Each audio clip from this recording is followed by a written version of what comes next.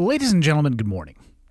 I think we can all agree that there is nothing worse than not getting a good night's sleep. And there's plenty of reasons why, whether you used to be worried about politics or whatever's going on in your life, the world situation around you.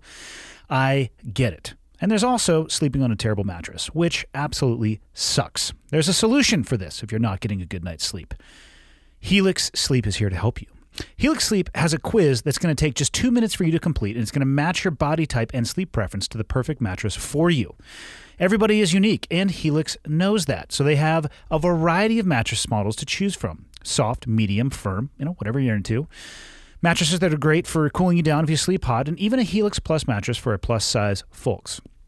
About a year ago, I actually just moved into the house I'm living in now, and the mattress was very old. So I reached out to Helix, or actually they reached out to me. I went through the quiz. They matched me up with the model that I have now, and it's amazing. I've never gotten a better night's sleep. My daughter, I get her every other weekend, and the next thing you know, she wants to get a mattress. So I reached out to Helix, put her through the same quiz, and she got a mattress of her own, which she absolutely loves. You take the quiz, you order the mattress that you're matched to, and it comes right to your door, shipped for free. You don't have to go to a mattress store ever again. And you don't need to take my word for how awesome they are. They're the #1 overall mattress pick of 2020 by GQ and Wired magazine. Go to helixsleep.com/clearedhot. Take their 2-minute sleep quiz, and they're going to match you to a customized mattress that will give you the best sleep of your life. 10-year warranty, and you get to try it out for 100 nights, risk-free. They'll even pick it up if you don't like it.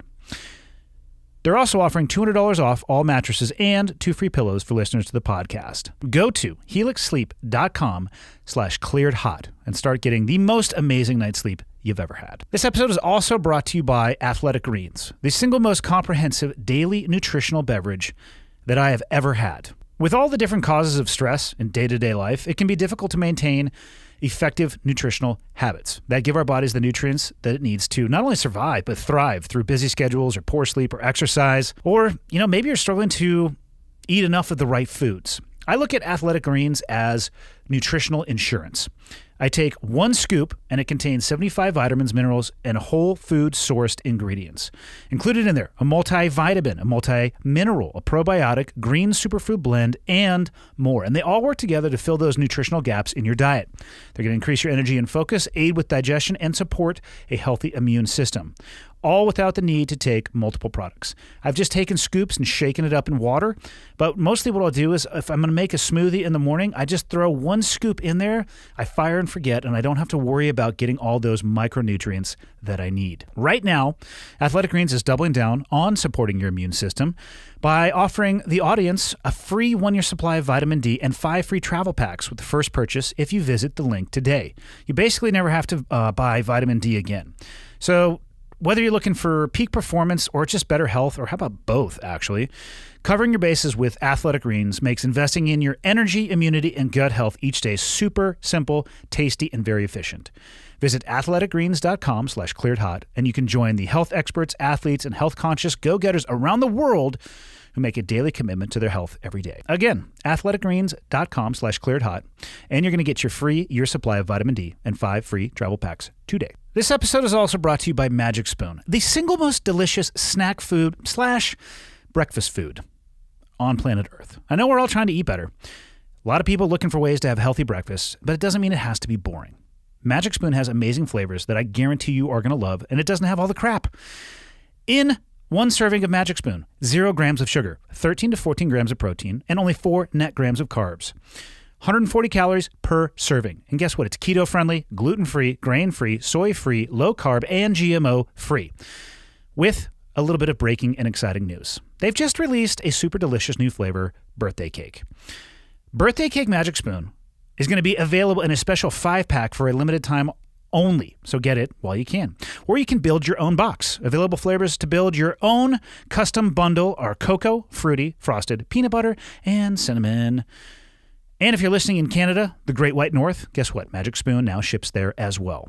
Go to magicspoon.com/clearedhot to grab the new limited edition birthday cake or a custom bundle of cereal to try today. And be sure to use the promo code ClearedHot at checkout to save $5 off your order. The offer is now good anywhere in the U.S. or Canada, but only when you use the code at checkout. Magic Spoon is so confident in their product, it's backed with a 100% happiness guarantee. So if you don't like it for any reason, they're going to refund your money. Get your next delicious bowl of guilt-free cereal at magicspoon.com/clearedhot and use the code clearedhot to save those $5 off. And last but certainly not least, this episode is brought to you by Acre Gold. If you're an investment person, which I'm actually not really, but if you are, and specifically if you're into precious metals, then you know that the price of gold has been all over the place lately. And now there's a way you can buy gold through a company called Acre. They let you subscribe to gold bars for as little as $30 a month. You pay each month, and once your gold stash reaches the price of their gold bars, they discreetly ship Acre Gold to your house. And just recently, Acre has introduced the new $100 a month subscription for a 5-gram gold bar. Again, they let you invest in physical gold without coming out of pocket all at once. Acre keeps you updated on your gold stash every month, and it ships once you reach the price threshold. With Acre, taking physical delivery of your gold means it's safe and sound and in your hands. They ship gold directly and discreetly to your door. Acre Gold designs their gold in California and sources it from the largest mints in Switzerland. They provide industry-first packaging that looks and feels more expensive than other gold alternatives. But the big takeaway here is that you don't have to come out of pocket all at once to acquire meaningful gold over time. So if this sounds interesting to you and you want to diversify a little bit, visit getacregold.com/clearedhot and start investing in physical gold today. Make sure you use this URL because Acre is giving away a gold bar. And to qualify for that giveaway, you can tweet or post why you should be the recipient and mention @get_Acre. Again, that's getacregold.com/clearedhot and start investing today. That is it on the old business side of the house. My guest today, repeat guest, Mike Glover, one of my favorite human beings. Where do you begin? Ex-Green Beret. After that, yeah, of course, why not work for the Central Intelligence Agency? And then after that, of course, why not start an amazing company called Fieldcraft Survival? He's the CEO and founder. They teach courses in everything from overlanding, obviously survival, mentality, land navigation, survival, you name it. The dude is a wealth of knowledge, one of my favorite human beings. Episode 179 with the man himself, Mike Glover. Okay, I got the red smoke. Gun run, north and south, west of the smoke, west of the smoke. Okay, copy, west of the smoke. I'm looking at danger close now. Come on with it, baby, give it to me, I need it. You're cleared hot. Copy, cleared hot. Ooh. Round 3, is the internet even ready for round 3? I don't know if they are. Is this round 3? I thought this was round 4. It might be 3. Oh, I did. We did. Auto Friday. Yes, which, don't worry, we'll get you out of here in time to do another one of those. I've got the press. I couldn't help myself. I put that post up saying, hey, we're getting together for round 3. What do you guys want to hear us talk about? 300 responses. Legitimate questions, too. They weren't like, hey, I mean, there was a lot of screwing off. There was some fuckery, if you will. There was some jackassery, but there's some legitimate questions about like stuff that people need to know. I'm going to say that it's stuff that they want to know. I don't know what people need to know. There's what they want to know. It's true. There's a lot of relationship questions, so guys are hurting. Guys are out there flapping. But that's since the beginning of time. So welcome to the fucking show when it comes to that. Oh, recording now? Oh, yeah. Oh, yeah, you do that thing. You know that I never say 3, 2, 1. Like, we're just live right now. How'd your property search go up here in the old valley? What are you looking for, by the way? I don't even know what I'm looking for because it's wherever I go in the country, if I see land, I'm like, this is it, because I could, create the vision and go, the water's here, the chickens are here, the farm's here. So I don't really know what I want, but what I've realized is until you get on it, you won't know what you want. And I found a whole bunch of stuff on Zillow, but every time I see a Zillow ad and it says it's been on Zillow for like 963 days, I'm like, there's probably something wrong with it because some wealthy dude is scanning Zillow from Cali, buying up all the shit. Especially in the modern age. The real estate market up here exploded over about the last 12 months. I think probably driven a little bit by the pandemic, but also people just wanting to, get the hell out of states that are, I'll gently say, more restrictive than others. Yeah, it's crushing. Everybody's all butthurt about that too. About what part of it? Well, they're pissed that, like, Montanans are super pissed that people are coming in here buying land, raising all the prices, creating like a weird market where now they can't even survive and live in their own backyard. Yeah. And so, but they're also, I see the benefit of it, if their house that they owned or was handed down or whatever, how they got into it, is like double the value.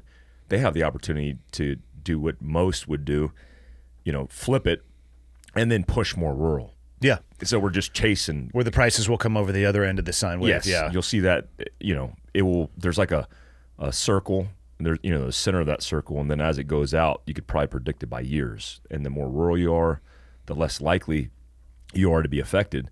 But it's already affecting all these places, even Kalispell and Kalispell is changing for sure. Whitefish, when it comes to the cost of living, I'd say is a good 20 to 30% higher just from that different zip code. It's insane. It's crazy, and I do get those messages from people saying, hey, you need to stop posting pictures of Montana because you're driving me out of the state. And I will usually respond with, have you ever heard of a show called Yellowstone? Yeah, I know, I think right? it has a bigger reach than me. Dude. My little piddly social media following. It's like, come on, man. I got accused of the same thing for Toyotas. Some guy was like, great for driving up the prices of FJ80s. I'm like, dude, I could buy you one right now for $5,000 on Craigslist. I don't think I'm affecting the market. Yeah, it might not run great, but I can get you one. So are you looking for personal property, or are you going to relocate Fieldcraft? I just got a book deal. And I wanted to talk to you about that because I've never said anything about it online. I'm not allowed to say too much about it because they won't let me. But I'll just... Who's they? The publisher, which is a massive publisher. All like right. more massive than I realized because I don't know this world. Did they come to you or did you go to them? They came to me originally like 2 years ago. And I mean, obviously I'm writing the forward on this motherfucker. yeah, yes, you have to. You have to.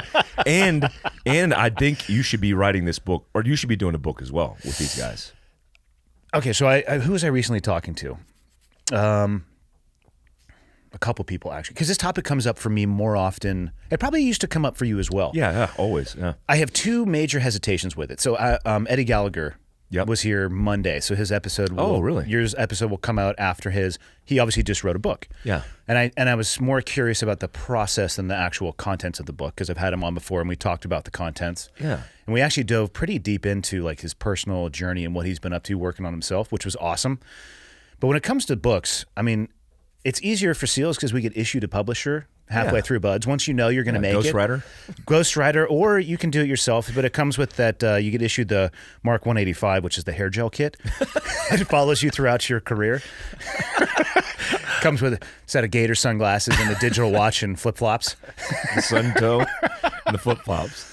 But and I was talking about with Jack when he came up too, because he's obviously crushing it in the book world. And I love his flexibility because he's doing, I almost want to call it non-fiction fiction. He's so precise in many of the details. Smart. And if you come from that world, right, you recognize all of the things that are accurate that may wave top over the top of people. I love that. So he's telling the truth-ish is how I like to describe it.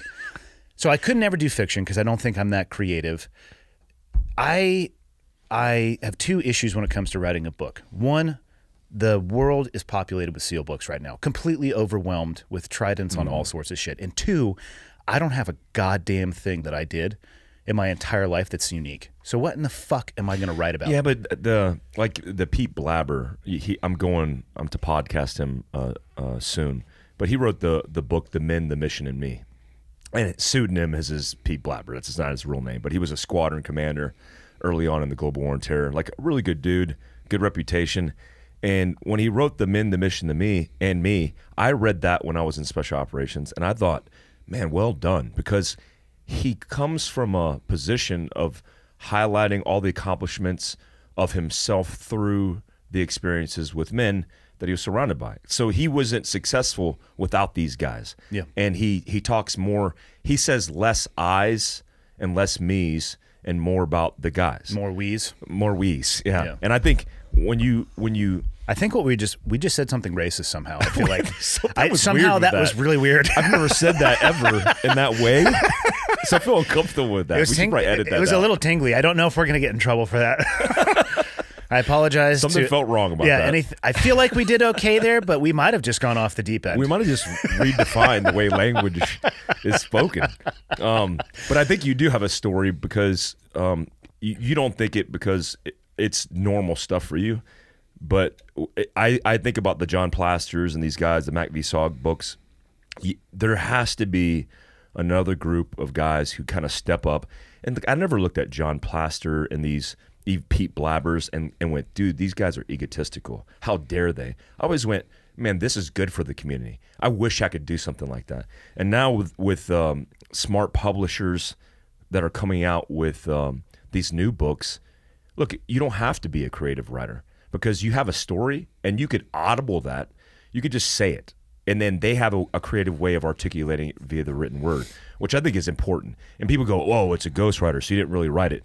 I would say 90% of all books that are new authors coming out, especially with our background, aren't written by us, and that's okay. Probably a good idea. Yeah, exactly. To he. Oh, the. Yeah. Yeah, we shouldn't be writing books. Just tell the story and let a more creative dude write the written word version of it. You should do it, though. I'll keep pushing you to do that. Well, let me ask you this then. Yeah. So what is your book going to be about? How are you tackling this? Because I look at it as like trying to summit Mount Everest. I mean, how are you going to tackle that? So originally, there was 3 pitches that they pitched to me and said, hey, these are 3 books. And remember, these publishers are looking at your market, right? They're saying, hey, how marketable would this book be? Would this be a New York Times, which they think it would be a New York Times bestseller, simply because of my market. And yours would be the same. So just with our organic following, we could be on the New York Times bestseller, which is impactful for authors. But that's a new thing now. Like back in the day, Stephen King didn't have an Instagram. He was just doing it organically. His would have been scary as shit too. Oh, it would have been super. That would have kept kids up at night. Oh yeah, his IG should be badass. Like Pet Cemetery stuff. Oh, it would just be like dark gray with maybe like a hint of an eye. Ooh. Or like cool T-shirts. I would have bought his shirts. So they pitched 3 different things, and the first thing was like an autobiography, and I'm totally against that because I don't like that position for me. Yeah. But we narrowed it down, and they said, hey, this whole survival thing, preparedness thing, is a new thing, and it's not a new thing; it's a new mainstream thing. And it's a new focus, I would say. Yeah, and it becomes more popular, and they get the shift. So I convinced them to make it about the pillars of preparedness, all about survival preparedness based on my experiences, but based on the way that we teach it for Fieldcraft. So what's crazy is this is like a Fieldcraft commercial. I mean, it's like the available commercial to the centrist, the people in the middle of America who don't pay attention to social media, who don't give a damn, who read still, and will go, hey, this is something that I could pay attention to. That for me is humbling because I'm like, man, the opportunity to do, they've done crazy authors. I mean, New York Times bestsellers, they have a few of them right now in the top 10. And I'm like, that's a huge opportunity for me. And I get paid to do it. It's a win-win for every aspect of it. So when you're building your brand like you are building and you're not trying to be a dick, it's kind of like the sometimes. Yeah, sometimes. Let's be totally honest. When you're silent, you're not being a dick. But when it's just pictures of you. Yeah. When you're trying to build that brand, one of the that equity, which is long-term, is built in that becoming an author. And I've noticed that with Jack Carr as well. It's like, dude, incredible that he could do this, but that lasts forever. Yeah. Which is impactful to me, and that's why I'm on board. And it's, again, humbling.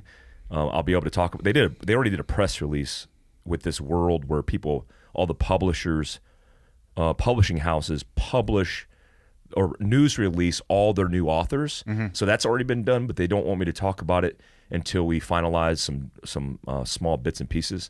So this is hot off the press, pun intended. Hot off the press. I've actually never said anything to anybody, and I've only texted a couple friends that were helping me through this process years ago, and because I was trying to do it myself, which is impossible. If you own a business, if you have a life, trying to write a book full time, impossible. But now there's a financial incentive, obviously, and there's a business incentive.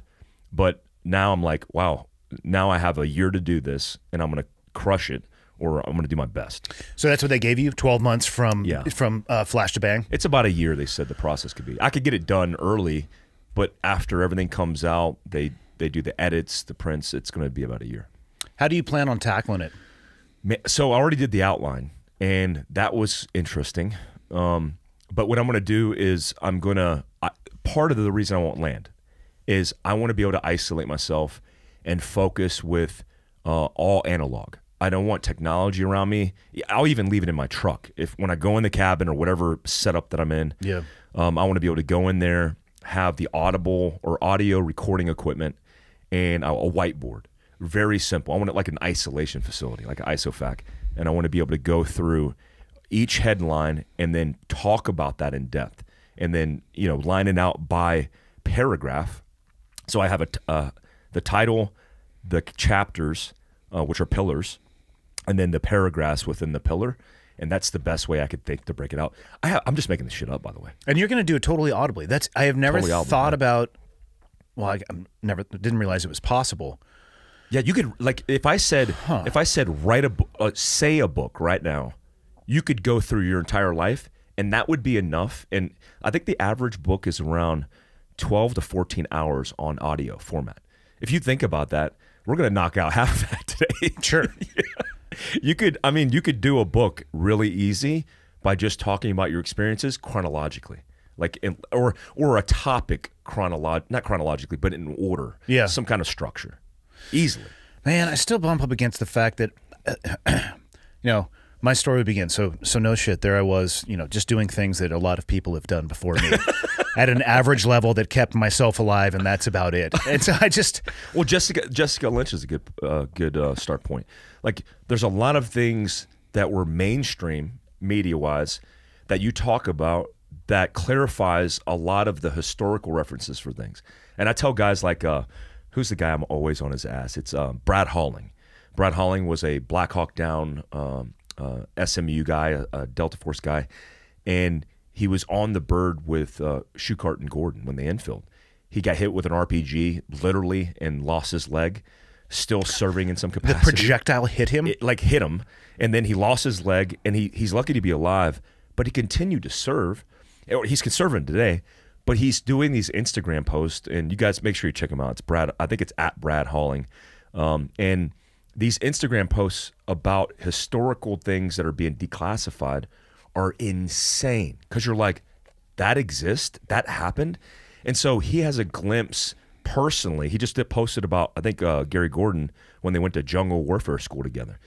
That for the family of Gordon, that for like the history books, you have that insight for things like the Jessica Lynch raid, where there's bits and pieces where you even podcasted Jessica that could be talked about. That could be a book in itself. It was so cool to sit down and link up with her. That's gonna be crazy. She had never talked. Whoa, she had never never talked with anybody who had really been there, which to me is just fascinating. When I reached out to her, it was blind over Facebook, and I didn't even know. Hello, Jessica. You and I met briefly years ago. Likely you don't remember. It's crazy. Well, and that story, that is one that I remember early on. I think that was like the second objective that we hit in Nasri, and then we were off into Baghdad, right? Yeah. So we hit the #1 Chem Bio, which was an agricultural school. And then, mop level 4 for hours. It was great. Fucking missiles coming underneath us as we're refueling on a C-130. It's like, oh my God, for tomato plants. #2 was Jessica Lynch, and then we were off into Baghdad. But it was interesting to see. I feel like she's almost a victim of the information, how it was used. I remember the stories of she fought to the last round in her rifle. You know what I mean? Like this vow. And she almost got knocked unconscious immediately on the impact of the vehicle. And I remember people saying, she should be the first Medal of Honor recipient. This is before she even, got back to the U.S. and let alone began her medical treatment and recovery. And then, I'll give people the real spit of what happened that night, because the answer is fucking nothing. Yeah. We rolled in there, and the hospital used to be a stronghold of the Fedayeen, because they're not stupid. They realized we're probably not going to bomb hospitals and mosques. And we roll in, and there was nothing there. She was there, obviously, and it got spun into something that was, huge. And the coordination and the speed with which we were able to go, I think, is probably the most impressive part of it. But I feel like she was just thrown to the wolves, became this public figure, and held to and talked about in a way that had nothing to do with probably how she felt about it. You know what I mean? Like she just got, the cart was so far out in front of the horse on that one, and she was just getting drug along by it. And, what year was that?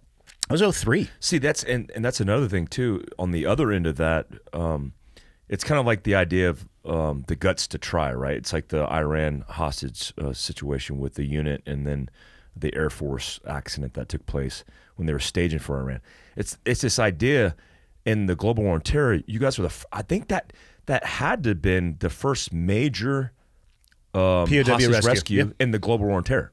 It was for sure, because we were like weeks into Iraq and less than a year into Afghanistan. Yeah, that's super impactful, because even when you look at hostage rescues through the global war on terror, most of them were foreign nationals. Yeah. And I've been on a few foreign national hostage rescues, and I'm like, man, when you look at that, the significance of it was, one, it's misrepresented as a story because people still are like, oh, screw Jessica Lynch. Like, it wasn't her fault. No. Right? And then the debacle of them creating this narrative to make it more sexy because cameras were infiltrated into the invasion. And then on your end, the tactical side, which is, man, you guys are going into an unknown circumstance and you're going to rescue an American hostage expecting casualties. And then the intel we got was 50 to 500 Fedayeen fighters. That's a good bracket. And I think we had 4 Little Birds and 3 Blackhawks. Of course. So, of course, they're dropping a sniper unit on the roof, so the Little Birds are getting used for that. I think I was on the 2nd or 3rd Blackhawk in there. But we had, I don't know, 20-some people, maybe. Like, let's go, put us in, coach. There was expectations of casualties, I'm assuming. I mean, and you know the deal with the hostage rescue, right? You'll accept more risk to the U.S. force or the force that's going in there because of that demand for that. So we were doing, we were not doing slow, methodical clearance. We were running our asses off, trying to get to, because we had, I'll avoid the details of how we got the information, but we had a pretty good idea of exactly what room she was in. So we were hauling ass to get to that room because we figured it would be a foot race, right? They hear the helicopters, we come in the front door, it's going to be a foot race. And yeah, we accepted some risk for sure. Thankfully, there was no resistance because they had bailed. But yeah, the expectation was we are about to toes up on the line, tape up the knuckles, and let's go get into a knuckle dragger. I think that's super significant for all special, like most special operations guys, like when they infiltrate on a crazy objective that had all the intel and information that it was going to be worst case, and then it's a dry hole. They find a goat. Yeah, they find a goat. It's like, oh, crazy. That's a bummer, but it's like that willingness every single operation to go into an unknown and most likely worst case is significant. Like the whole Valor device thing with task force as a whole just bothers me because it's not how it should be programmed, right? Yeah. I mean, I think it should be Valorous Unit Awards per segment, and every rotation should get a Valorous Unit Award. You should have I'm not into awards anyways, but you should have a Valorous Unit Award with whatever the booger is that has the times 100 because you did 100 of those significant rotations or whatever. I actually ended up, for myself, I had to stop paying a little bit of attention to how intelligence individuals would describe the likelihood of resistance. Because like you said, you'd go in with this crazy expectation and you'd find a goat, and then oftentimes you'd go in with, I'm not going to say a low expectation, you're like, holy shit, what did we just kick into?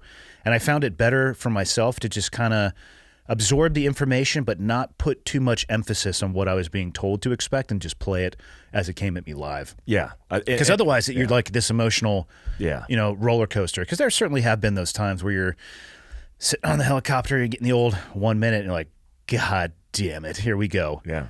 I've been on hits where the intel showed 3 foreign fighters, and it was like 36 foreign fighters. And we're like, what? Yeah. And then I've been on the hits where we're taking anti-aircraft gunfire on infill, and then you get there, and it's a dry hole. You're getting attacked by chickens. Yeah, you're like, what?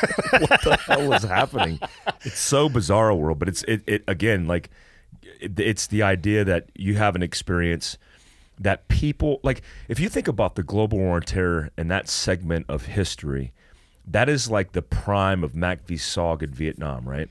And now these guys are getting out and they're trying to influence all these young minds who think they're going to get the same experience, and they're not. Like, I was watching the highlights off Black Rifle Coffee and their coverage of like the best Ranger competition and stuff. And I was like, man, these guys who are lieutenants that just won, and I should probably look up their names because they. Oh, it just finished, right? Yeah, just finished. It was 2 lieutenants from two first lieutenants from Ranger Battalion, which, man, that's rare. I think young lieutenants they must have had done their platoon time as second lieutenants, got recruited in, went through RASP or whatever, and they're first lieutenants. But that's pretty rare for 2 lieutenants from Ranger Regiment to win. But what does their path look like? And if it's based on the policy of the politicians in charge now, it might not look like anything.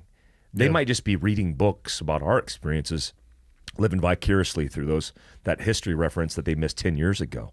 It kind of makes me sad for them because I know they want to be in the fight. I know when they want to do stuff, but it's impactful because it's not only about war.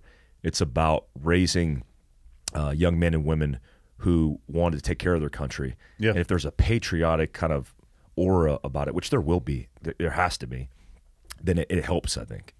I mean, I look at the people that I looked up to the most when I entered the community, and it was the generation of SEALs that existed post-Vietnam, pre-9/11. Yeah. Zero combat, but you're telling me that they don't have the same, largely lessons learned, that I have the same ethos, the same things that they tried to instill in me. I mean, that to me will have a generational impact. Whether they didn't get to see any war. Most of those guys actually ended up getting out pre-9/11 and they came back into the contracting side. Yeah. Because they felt like they had missed out and they had timed out on the military. But like Marcinko, have you read Marcinko's books? I've read the Rogue Warrior. And then there was like a red cell and a blue cell or something like that. There were some cells, yeah. Some cells. He went from telling the truth-ish to outright not telling the truth at all, which is okay because it goes in. Well, he put his books in the fiction section. It morphed over. I think he started more along the truth-ish and became like just a fictional writer. Interesting. I didn't know that. Yeah. So those were like actual fiction books. I have to view them as actual fiction now towards the tail end of his writing career. Yeah. I remember reading He's still around, right? Oh, he's still around you somewhere. You need to get him on your podcast. Would that be weird? I don't know how that would go. I've met him one time at a book signing, and he was drinking Bombay Sapphire gin, like out of the bottle. I'm like, I need to leave. What? It's making me uncomfortable.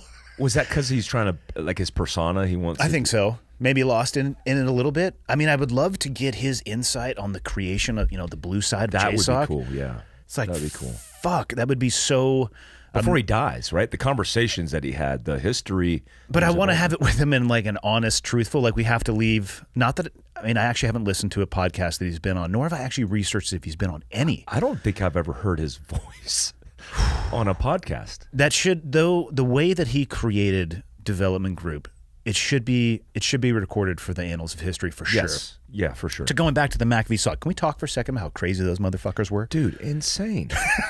I listened to Jocko's podcast with those guys. Yeah. And they're like, yeah, just prairie fire. It's totally fine. We do this on Tuesdays, Wednesdays, Thursdays, Fridays, Saturdays, Sundays, and Mondays. Just 7 days a week. They're out there just getting their fight on and just... Yeah. They had 100% casualty rate.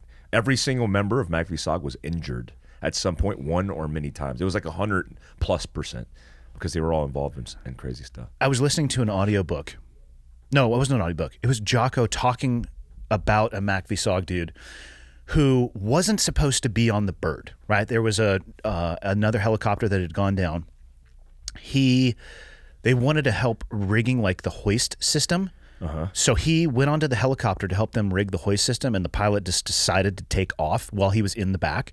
So he had like a knife, probably like a K-bar or whatever. No kit. Yeah, no kit.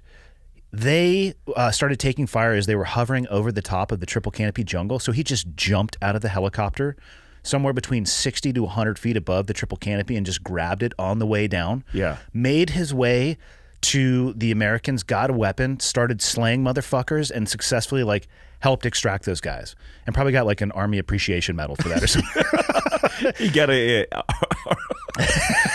I hope he got something for that. A letter of commendation on a cocktail napkin or something like that. But it was, I'm sitting there and I'm like, that is beyond the pale of anything that I have ever heard of. And it seems like that one probably is a little bit on the fringe or extreme, but that type of stuff, them going back there in those small numbers into like Cambodia and Laos, holy shit. Yeah. And then there's the helo pilots. I love the stories of those guys who are just, they've gone through like 8 buckets of fuck and they're totally empty. Yeah. So they're just sitting there rock solid, just eating machine gun fire, and they're like, yeah, whatever.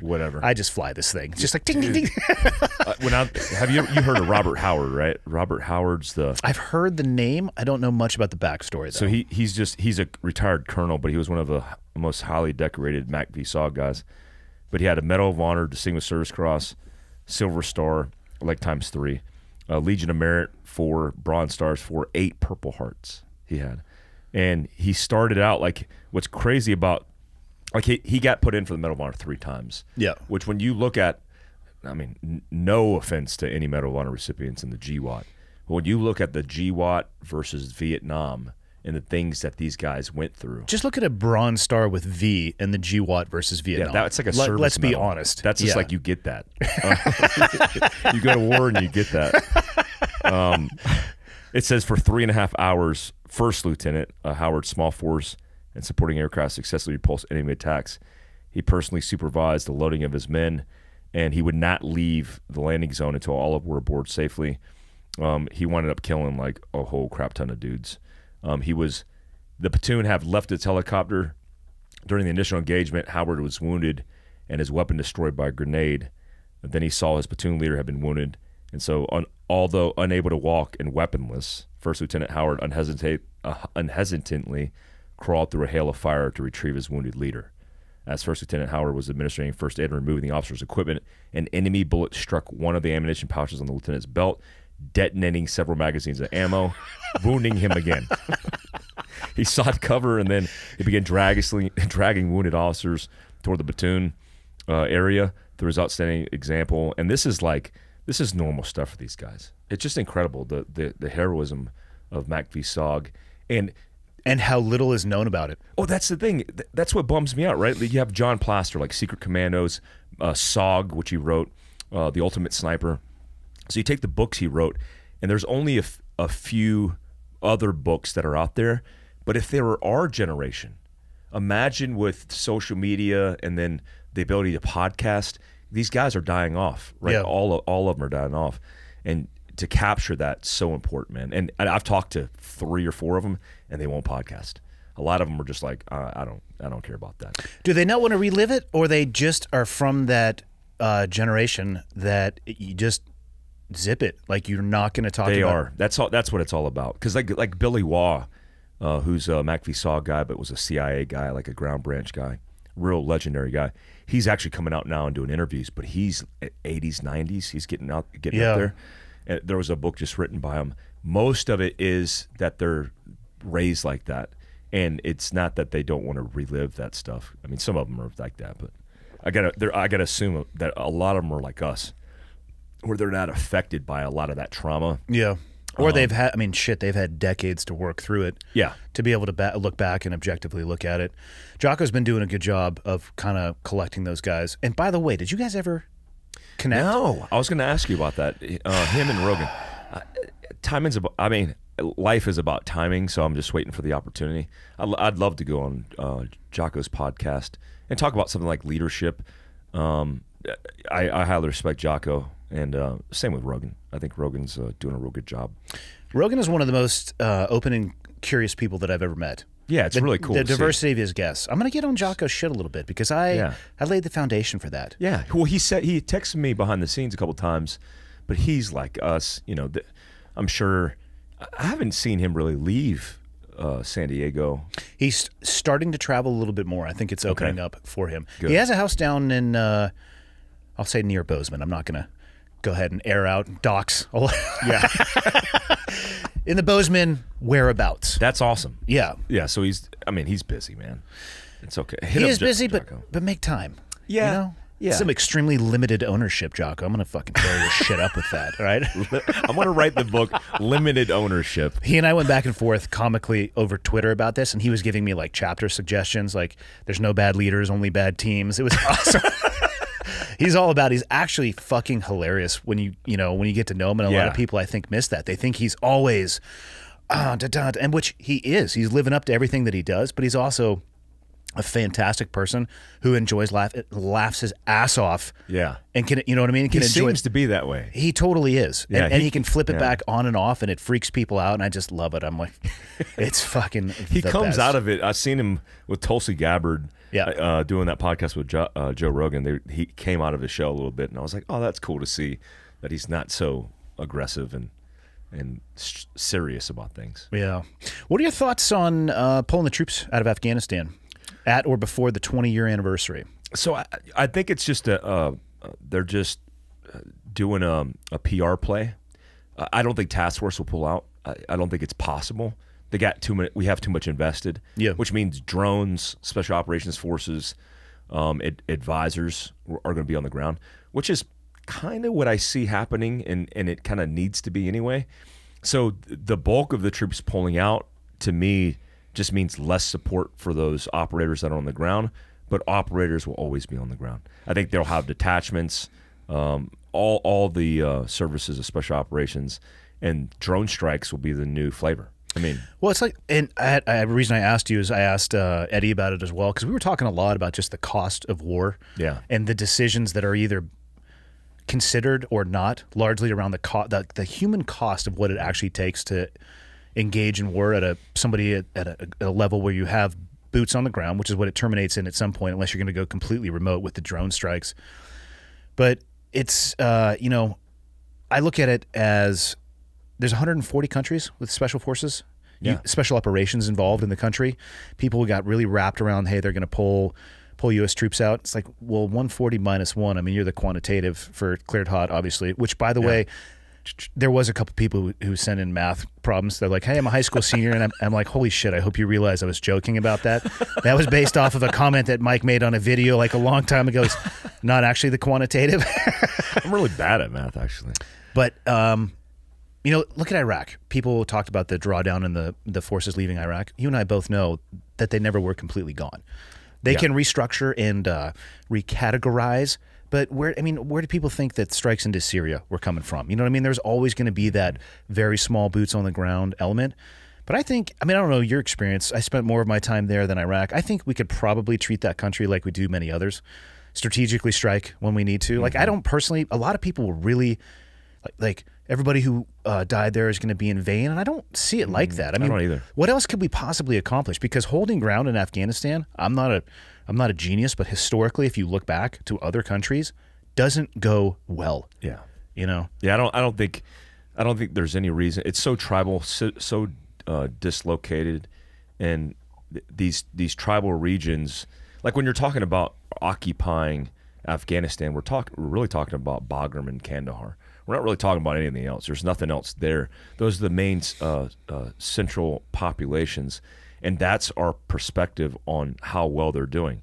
So even right now, if you look at Kandahar and Bagram and you see things going well, in Nuristan province, it's likely not going well because it's just back to being blasted in the Stone Age because they don't have a lot of anything. Yeah. And they're so dislocated, you can't even get access to them. So, or up in Jabad or Abad, up in Konar, it's like you're telling me that things are actually any different than when before we came, or any different than when the Russians were there.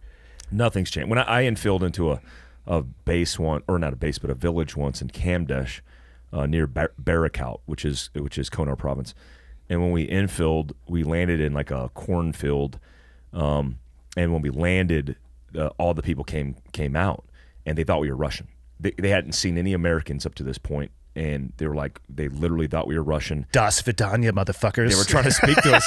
Some of them were like, oh, they knew Russian. I'm like, oh, crap. So it's crazy. I mean, we're still in Germany, we're still in Japan, and we're still in Korea. There's some forces that need to be there to offer protection. Or the ability to strategically strike. That's it. You need.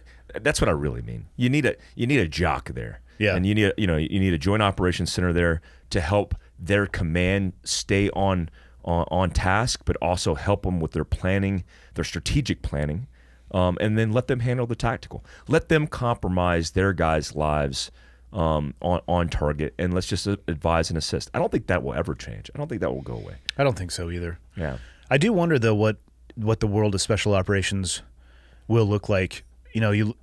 Whether we were lucky or unlucky when we entered service in the world events that transpired. 02 in Afghanistan, the initial 03 in Iraq, it was actually very non-kinetic to begin with, and then reached a kinetic peak. I'd say, what would you say, 7, 8, 9-ish? Yeah. Over the other side. 7, yeah. And I don't know if that will repeat itself for the next generation of guys coming in. I don't think it will unless there's a very significant attack, and I think it's more likely with North Korea than any other country. And I don't want to be a part of that. That would be crazy. That would be crazy. Yeah. I covered down on that for my reserve special operations job and was pretty impressed by how much of a war that would be. Because I was like, oh, yeah, we'd end that really quick. And I was like, oh, man, the casualty predictions, the talking about infiltrating into North Korea, it would be a very bad war. So Team 5 pre 9/11, like, well, that was our regional specificity as we were focusing on that. I forget what the op plan was, like 15/11 or 05/11. You read a little bit into that and it's like, ooh, I have a dental appointment that day because this shit's gonna suck for about the first 90. Yeah. We might win. A lot eventually. of people are gonna die. Oh, I think Kevin Owens was talking to me about it, and he was doing some of the concept of the operation development on the info. And they had like 100% accepted that all the guys on the initial push that free falled in were going to get killed. And so it's like, oh, man. Free falling in is just a bad idea. Bad. I was literally part of the unit that helped develop the free fall tactics for OEF because we were looking at going, we'll just say remote. We were looking at accessing some areas with a small team before the school buses with the rotor blades came in slowly. And then, maybe geofencing, to use a polite term, the people that ran off of target.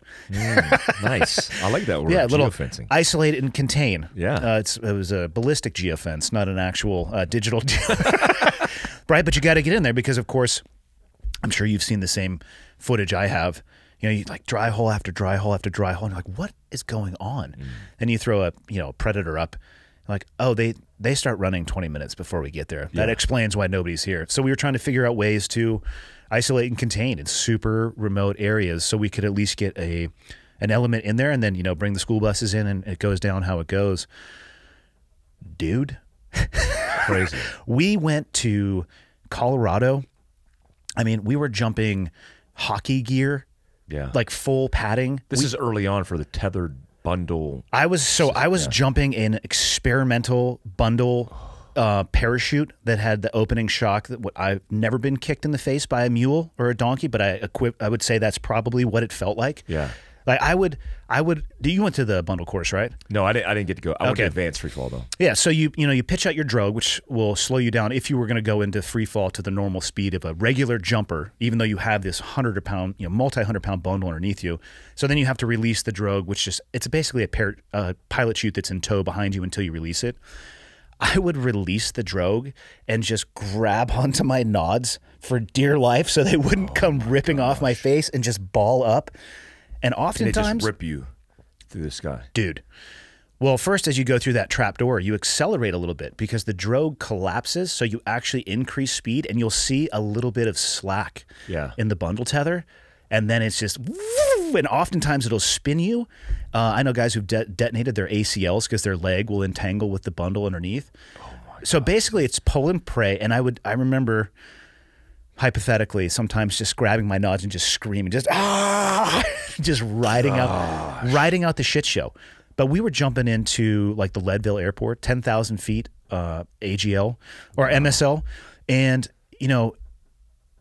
we're doing all this because, the average, elevation in Afghanistan, flying around in the Hindu Kush, if you need to clear mountain ranges, all that shit. It's a hop and pop. Dude, we were doing unknown DZs in Colorado. I was coming in short final one time. I thought it was boulders. It was cows that started moving. So moving boulders are harder to avoid than static boulders, everybody. Farmer came out with a gun. He wasn't happy about that because, of course, we didn't land where we intended to because we were trying to figure shit out. He came out with a gun. Yeah. He's like, what? I mean, like at his door. He wasn't like patrolling around, but we were all just like, we'll just sneak over here. Dude, we were doing some of the craziest jumping stuff. I mean, like intentional downwinds, crosswinds, landing into wooded areas. It was some of the gnarliest stuff, and you come to realize quickly that's like the most dangerous portion of what you're going to do. Yeah. So if you were going to free fall in a large element, you need to put like a 0.4 multiplier for the number of people that are going to get hurt. Yeah. It was, I'm really glad that I did it, and I'm also really glad that I'm not doing it anymore because it was nuts. We would go and get on these casas and pre-breathe in the morning, and we're just bombing out over these snow-capped mountains in Colorado. Wow. Just looking at GPS, it's like, I hope where's everybody else? I don't know. I can't see anybody else. I'm just flying my own little stick. See, that needs to be in the book. Like that whole, because I went to advanced free fall, which was the advancement of that where we transferred from tethered bundles to they call them, I don't know if I can talk about this in detail, but it's like the remote bundles that basically go. I'd go broad on that. Yeah, very broad. It's so funny. I worked with that company that did all this stuff, and I called them once, and I'm like, hey, we're doing this Discovery Channel show, and I was wondering if we could use one of your bundles. Prank caller. Dude, I was like, oh, I didn't realize this was a, well, anyway, so the idea is it's not tethered to you, right? So you can run a bundle in there. And that for us was less dangerous, but it's still like unknown, unmarked drop zones is insane. Yeah. Like, because navigating and actually, flying for 30 minutes in the sky, navigating on a GPS or Garmin, I think we were using cell phones hooked up to our forearms. And then like people would make fun of my team because during the day I would make my guys PLF. And they were like, what the hell are these guys doing? I'm like, bro, our mission set for infiltrating an entire team is going to be unknown, unmarked in the middle of the night, probably into a mountain. I was like, I'm not training my guys to get used to flaring at any point because they need a half break in PLF. Because if they don't, with a 120-pound ruck between their legs, they're going to get hurt. And so we practiced that, and then that was the evolution of that. So that was it. And you got to remember, that's just the insertion method. That's just the start point. We haven't even hit the ground. Yeah, you still got to go do your job. Insane, man. That needs to be part of it because that's so significant. A lot of guys have died in the. Did you lose any guys when you guys were doing this? Because I heard some stories of some. There were some guys. people who blue guys who have died, but most of them have died actually out at the training facility. So it was in training jumps. Because you got to remember. For people listening, there's the development of the tactic, and then there's actually being current enough to execute said tactic. Because just because it says on paper we're capable of doing this, if you're not current at doing that shit, you're going to kill everybody. Yeah. So when my last tour to Afghanistan, where we were actually taking this very seriously, we wouldn't go more than like 3 or 4 weeks, and we were really disparate. I was down in up in Koust, and we had guys who were in Bagram and Kaf, and we would all fly together and then go up to K2, and we would jump for a week and then go back, bang targets, and then get together and go jump for a week, just so we could say, if this actually pops off, we're capable of doing it. And I did a terp jump into Afghanistan, and it was the single worst jumping experience of my life. We landed completely by ourselves. There were some errors on my part. For one, I didn't realize he had never been in a flying machine. Oh. Yeah. So you bundled him. I tandemed him. He yeah. had my ruck, 202 bottles, weapon, all of that stuff. He was okay with the idea of jumping out of the plane until the people in front of us jumped out. And then he decided that he wasn't going to have any part of that. So we basically had a wrestling match until I exited the plane. I was, I think, somewhere between 10 to 15 seconds from the last jumper that went out. And for a C-130 hauling ass at that speed, that's 100 yards per second. Yeah. So 100 meters per second. So I was over, kilometer to a kilometer and a half away from the nearest jumper. Ooh. We landed completely by ourselves. It was actually an ODA that came out and got us. Wow. I fought him the entire way down. My GPS never turned back on. It factory reset over Asia, where it was from. I was trying to celestially navigate by nods. Doesn't work, by the way. As I'm sure you can tell, you're like, they're all very bright. I looked down. It just looked like the fucking Himalayas. So I picked a dry riverbed and drove the interpreter downwind into his face as hard as I could into rocks, which he couldn't see coming, but I could. And then, had him pick up all the shit, and I told him if he stopped walking, I was going to kill him right there on the spot. They launched an AC-130 over my head. I'm just like, okay, and an ODA came and got us. Wow. That was after all that jumping. That was when I was at the peak of my currency. It's the single worst jumping experience I've ever had in my life. Dang. Yeah. So is he flapping when you were? So you got out? So you have a drogue that stabilizes. Thank God I had a guy who drogue set us. Yeah. Because I had to bear hug him. He was taller than me. He had his feet out in front of me. Flailing. So we went off and just immediately started spinning, and I felt the drogue pull on my back. Upright you? It kind of, we were kind of like feet, like the airplane's going this way, right? The relative wind is coming like this. So my back hit it. Our feet were out. I just felt the drogue hit, so I knew it was out, and I just released it, and we were already spinning like a top as the parachute opened. And he had shifted up on me, and then when he came down, my GPS got wedged in between the two of us. So and then it hit all the buttons. I don't know what the fuck it did, but when it turned back on, first I had to get it out, right? And he was really like tensing up and seizing for the first person to jump. And then I thought we were going through a cloud, but he had just filled his oxygen mask with vomit, and it was actually coming out of the ejection port and covering me. So I got it out, and I couldn't manipulate. So you're covered in puke. Yeah. I couldn't manipulate the GPS because my gloves were so slippery. So I ripped off my own O2 mask and had to bite my gloves off of my hands and spit them out into wherever the fuck we were, turn it back on, and it was like over Singapore. I'm like, oh, bitchin'. Here we go. We're goddamn solo mission right now.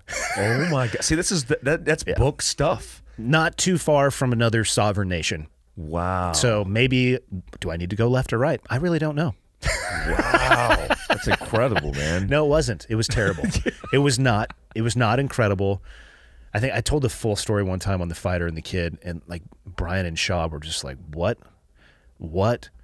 And then the Terp quit like 3 days later. Did he? Yeah, he claimed insanity. Oh my gosh, he had PTSD, I'm sure. Well, I kept the mask on him the entire way down, and he broke it on landing with his face hitting a rock. And I looked at it the next day, and it had like some little carrots in there and some egg pieces and stuff. It was fucking horrible. So he was like skip breathing on his own vomit in that mask the entire time. Oh my gosh, man.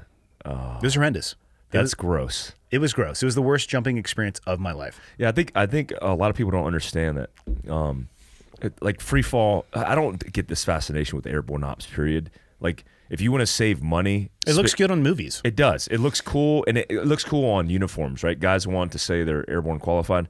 But I've actually, I don't know what the circumstance was, but I had to go to BAR, which is the basic airborne refresher for something.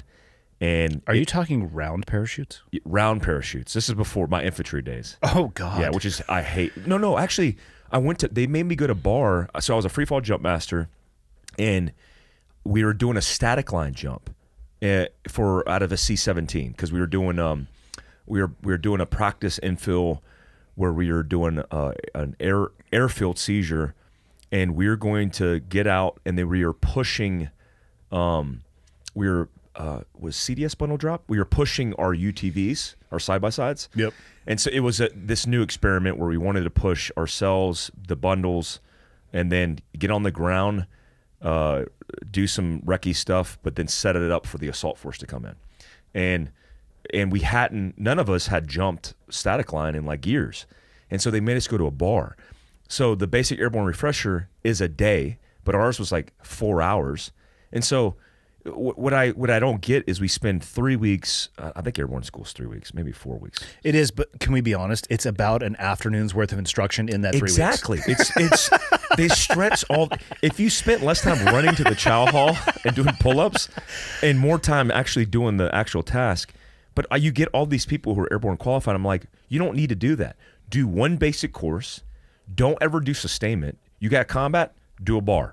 Yep. And then save all the fuel time, all the aircraft time, but we're already stuck in it, man. It's like it's part of our revenue stream, so we have to keep it up.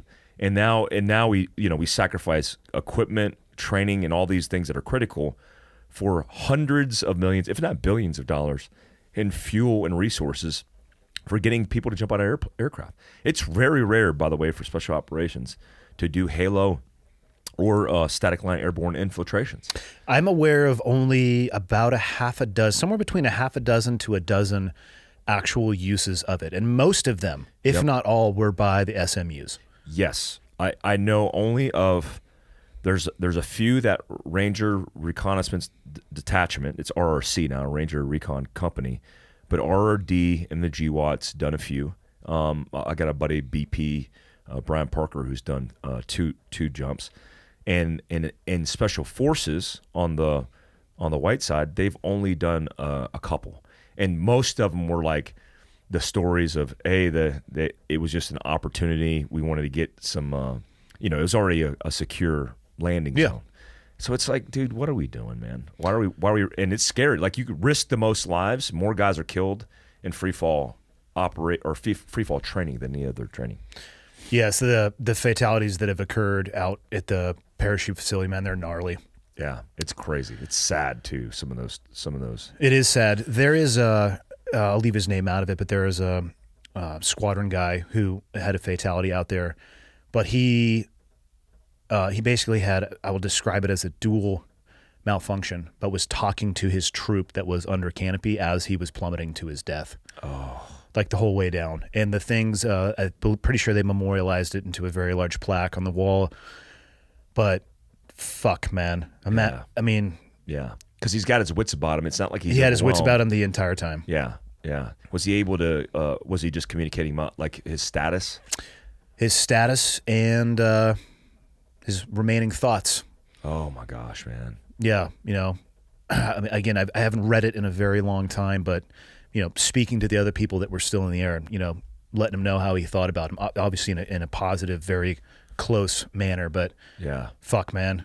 Dude. And fought it the entire way down. Yeah. I went to advanced free fall with a 2 commando. So it's the commandos are like the CONUS, the Continental, in the Australian, I don't know, they're the Special Operations Regiment. There's 2-2, obviously a 2-2 regiment, but he was a 2 commando guy. His name was Tony Rokov. His nickname was Rock.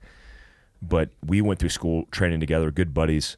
And then he's doing a civilian jump, and he's got a passenger, and they're going to go in, and whether they hit wind or one of the parachutes collapsed, he knew it was going to impact, so he turned out and took the brunt of the impact on his back, saved his passenger's life, but he wound up getting killed. Sacrificed his own. Yeah, and that happens, dude. It happens too much. I'm not a big fan of free fall stuff. But you went on this long. Why did you go on this long journey of free fall stuff? Why not? Well, like, where did that come from?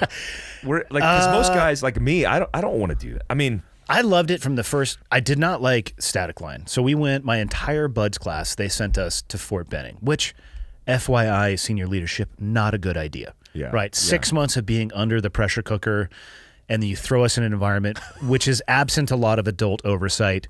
You can do the math on the consequences of how that plays itself out. We go to basic. My first jump we learned, how long did we learn PLFing? 5 days? Yes, 5 days. Forward, backwards, left, right. So stupid. Let's get crazy. Let's go oblique. And then the swing landing trainer, which is a harness system that they swing you back and forth. And I swear to God, the Army instructors there, once they knew you were Navy, they would just wait until you were as far out as possible and release the device, and you would just auger in. Which, I'm not saying that in a hateful way. I probably would have done the same thing too. I'm like, look at this fucking Navy guy here trying to do our shit.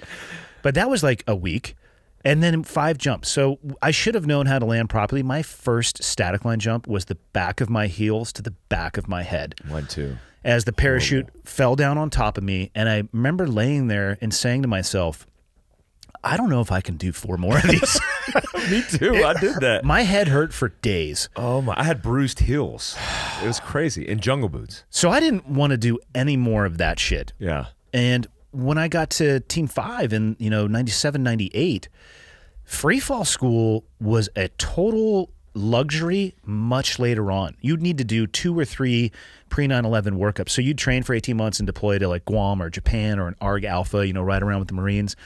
And when you're looking at getting at your 3rd platoon, you'd put in for a slot out at Yuma, because the Army is the overall command for all free fall in the military. Yeah. And so Yuma would limit the number of slots for Navy personnel based on the number of instructor slots that were out there. And most guys didn't want to go out to Yuma. And again, this is still pre-9/11. So I'm in my 1st platoon watching guys who were in their 4th or 5th just finally getting to go to free fall. Like, there was no chance I was going to get to do it. And we did a really robust air workup in my 1st platoon. So for like 2 weeks, we were jumping. And by that, I mean, I was on as you're looking at the front of the C-130, I was on the left-hand side, which is where the static line cable is. Oh, yeah. And then there's the people on the other side who are sitting there with their MT-1X, parachute system, literally pointing and laughing at us as we're hooking up. Like, they made no attempt to hide it. Dying laughing. And so we would jump, and you would hear just femurs detonating like shotgun rounds all over the drop zone, and people just, Corman!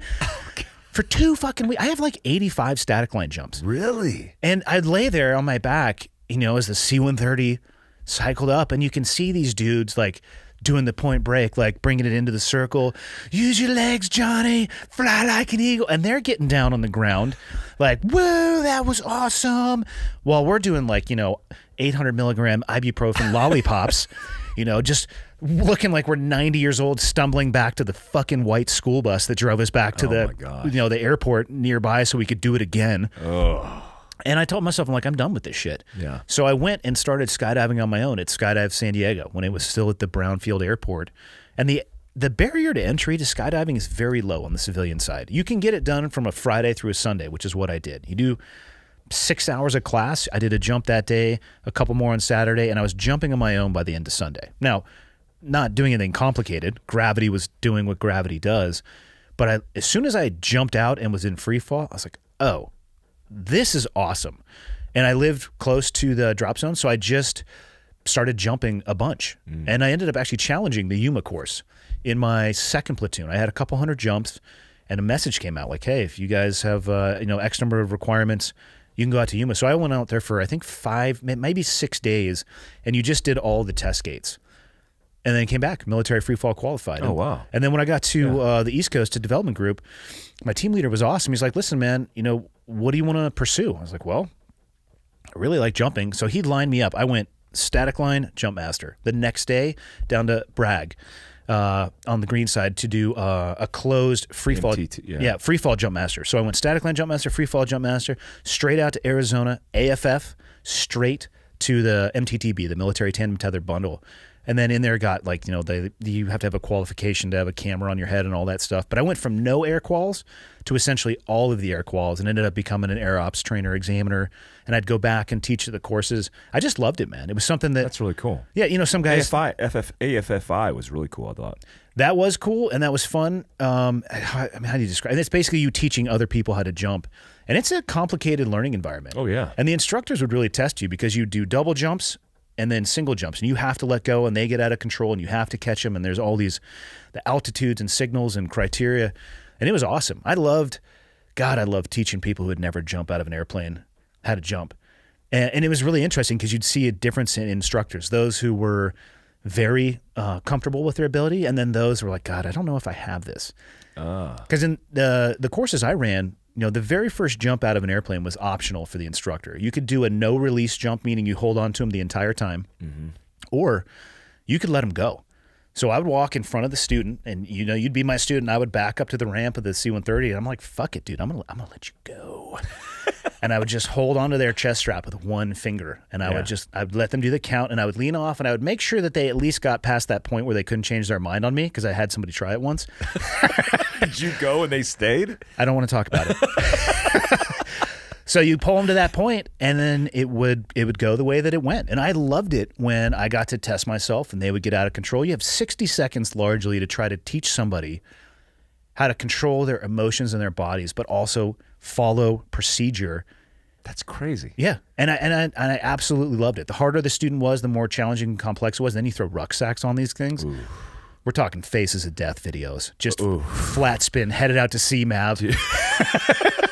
And just guys on their back, just firing their pilot chute, and you're just like, oh my God. Did you ever have to let go of a student and just be like, sometimes this guy's gone? Sometimes it's better to let go. So you'll catch them on their back sometimes, or you can hold on to them and say right when they jump out, sometimes it'll go over. You'll end up on your back and they're on their back, and it really starts spinning. And a lot of people don't want to let go.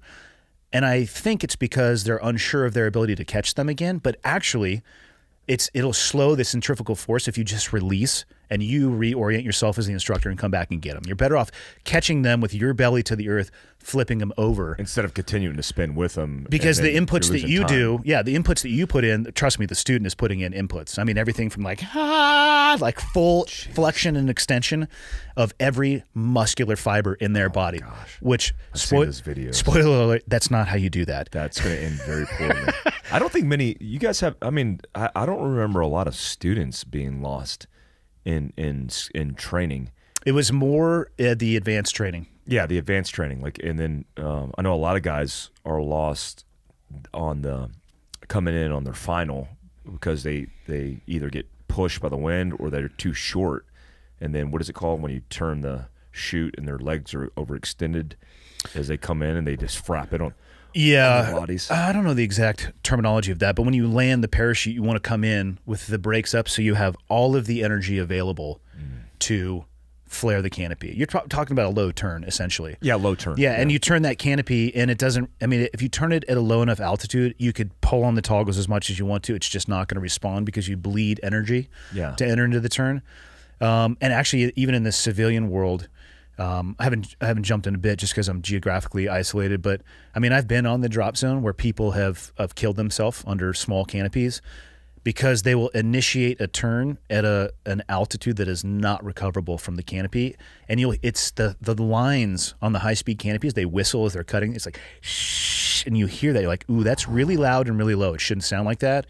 And then that sound of meat on wet concrete. Oh man, boom, and like fuck. Yeah, one of my advanced free fall guys was a RRD guy, and he winded up dying.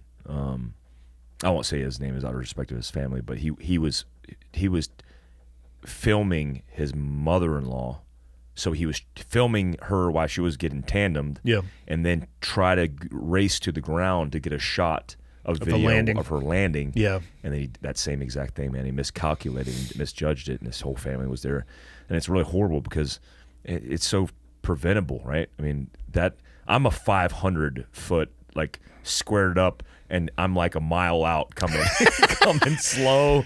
I can see you as a very rigid. I am in my downward leg. I will not deviate. I am in my crosswind leg. I will not deviate. Into the wind. I'm missing the drop zone. I don't care. I'm into the wind.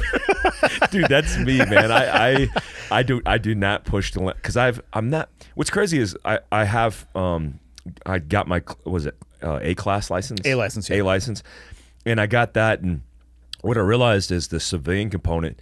It always disappoints me because I always see the military version of training. I'm like, man, if they would just, and I know it's difficult because military is the chutes are different, everything's different.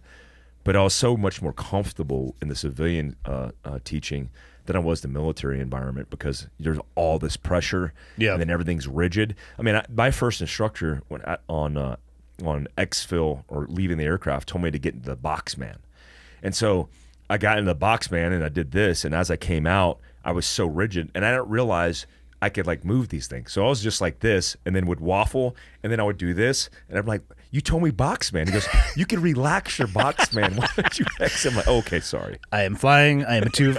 Did you go through the Yuma course? I did. Yeah. And man, what a fuck show that can be. Literally faces of death videos. Dude, well, the idea for me, even when I went through of having night vision in the services. The fact that we jump nights with no night vision, with gym techs, I'm like, with motorcycle helmets, I'm like, what the hell is going? Like, you want me to chase a chem light? Like, this is how we do it, and that's how they used to do it, bro. Towards the end of the jumping block at Green Team, it's selection for the command. We did like a final exercise. I had a compass on a chest pillow. We exited kilometers away from our supposed correct exit point. So if you just pick a bearing and fly it, guess where you're going to end up? In the middle of Fucksville, which is, we had a life flight go off that night. There was dudes talking about surfing saguaro cactuses, and like one dude center punched one with both of his feet, kicked the thing over, which almost fell on another dude. Oh my gosh. Yeah, I flared. I mean, also no night vision. So insane. Again, this is the selection for the command. Oh my God. I thought I saw the ground. I flared. It was just the apex of a little rise. So I'm sitting here as I realize my canopy is losing energy, thinking, well, I'm fucked. Slid down a hill and got wedged under a bush as I'm just hearing people just, We collect people on the radio, and we can't find this one dude, but he pops up on the radio. We're like, hey, shoot a signal flare up. And so we all like look in different directions, and on the horizon, it's like an inch. You know how fucking far away you have to be for it to be a little inch? And I remember thinking, we're going to die if we keep doing this. So we collected all of our shit that morning and started jumping again later that day. And there was a guy, we had overt strobes on, a close friend of mine. The last thing he remembers is the strobe went off and there was a tree directly in front of him in full flight. He had just enough time to bring his arm up and he heard it just detonate. So oh my God. He got life flighted with another dude. So and I was his roommate there while we were at the course. So he comes back, morphined to the gills, trying to talk to me about unicorns and shit. And like he's getting out of surgery. He like he fist choked the fucking doctor as he was coming out of surgery. Like, and we're just still, I'm like, we're all gonna die. So for military leaders out there, God damn it, avoid military freefall at all costs. Throw on a static line rig if you need to. Better yet, just land the helicopters offset and walk in. It's crazy, man. That whole world's crazy. I think my first jump in the unit, I landed in the trees. It's not fun when North you do Carolina. that. Yeah, That's the worst. I was the last. I was on the bird, and they made a decision. The commander made a decision, Lieutenant Colonel, because we had too low of clouds, and he's like, they went to him and said, and we were jumping some weird bird. It wasn't a boxcar. It was a comms bird, but we were using it for low vis stuff. And they're like, hey, we could cank this jump or we can go. And he looked out the window. He's like, let's go. And then everybody's like, what? He's like, all right. And so I was the last person out. And as I got out, the person in front of me, I was tracking them and then lost track of them. So then I'm falling through the clouds and I'm like, okay, just hold what you got. And it lasted forever. And I'm like, what the hell's happening? So then it starts getting darker. Dude, I was like, where's, and I'm like, screw it. I just sent it.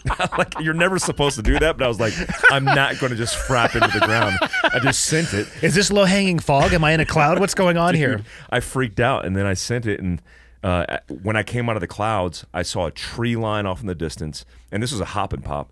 And then I saw the person in front of me just skim over the trees. And I was like, no.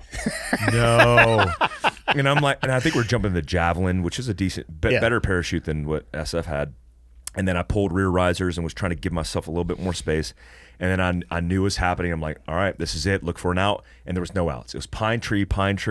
And I'm like, and it looked like they were planted. And so I'm like, well, let me go and try to fit in between both the pine trees. And so I dug a route and just went in, and I was like, this is going to happen. This is going to be bad. And I screamed. I did the death scream. I went, "Wah!" And I kicked the tree. My chute collapsed through everything. And then I was dangling like a foot off the ground, and I just pulled down the chute, and I landed on my feet standing up, and I was like, no way. And so I looked up, and my chute was all in the pine trees. I ripped it down and then collected it. And I didn't want to be that guy. I was already that guy because everybody was like, "Oh, who who fell in the trees?" And so I'm ripping it down and I put it in a pile in my hands and I run out of the tree line like 10 yards. And they're running towards me, and they're like, "Hey, somebody landed in the trees." I'm like, "I'm not sure." And I got like branches and shit hanging out of this bundle. And I go up to the rigger, and he's like, "Oh man." I was like, "Sorry, dude." I was like, "I'm so sorry." He goes, "No worries, just give it to me." And I just gave him the whole thing. I was like, "Oh shit." I was real quiet. I was like, I did not want to be that guy, and I already was day one. This is when you were at the unit? Yeah, the first jump. He just took a pair of scissors to that and ordered another one. Oh, yeah. He burned it and probably just wrote it off. Yeah, he's like, what would be faster, trying to repack this or unlimited budget, just buy another one, unlimited budget. It was crazy. God. Oh, man. It's nice, that budget thing. How in the fuck did we get down this free fall rabbit hole? I don't know. It was interesting, though. I like that. People, that might send some people down some rabbit holes. How many total jumps do you have now? Hundreds. I have a few hundred, I think. Any desire to jump on the civilian side? A little bit. Like I did it for Discovery Channel for this thing. We pushed this electric bike out of a civilian plane and chased it.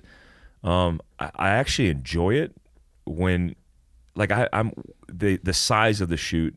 Is it cubic feet when you square say, feet? Square feet. So when you say a 200 or 220, I'm like a 220 kind of guy, right? I'd put you on like a 250. It'd be nice and comfortable. You have a little bit of performance. The rush, it seems, in the modern era is to really rush to get to a smaller canopy.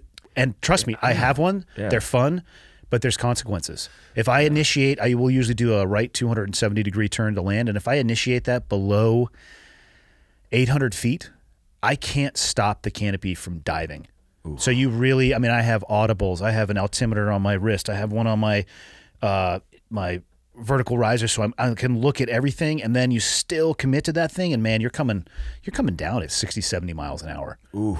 But you wingsuit fly too, right? Yes, and that's a different canopy. For that, you want it much more docile. That seems so, I mean, I like high lift tracking, which obviously isn't the same as flying with a wingsuit, but that whole world of doing that seems really cool. I mean, it just seems. Why aren't we creating a content project around this? I'll teach you how to wingsuit fly. Dude, that would be so awesome. I would do that in a heartbeat. I think I would get the blessing to do that from all my loved ones because it seems safer, or is it not?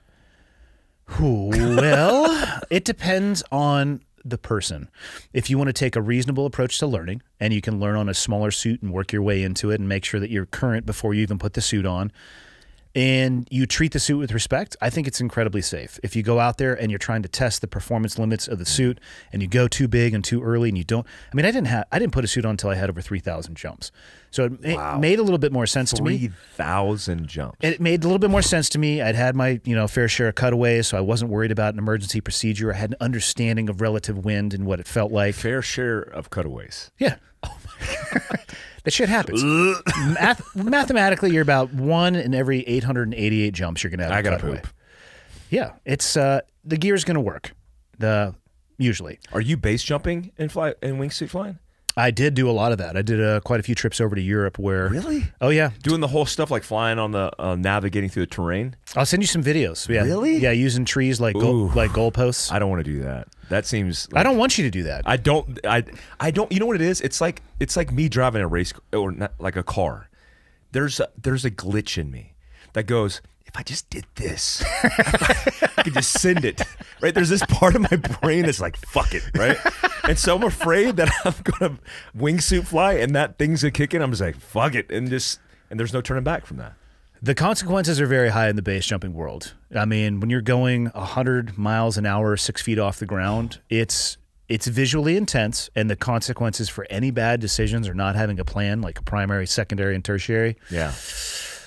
High consequence. Trevor Thompson is doing this too, right? I've been there with him. He and I have been to Europe and sent many a jump together. You guys are fucking crazy, man.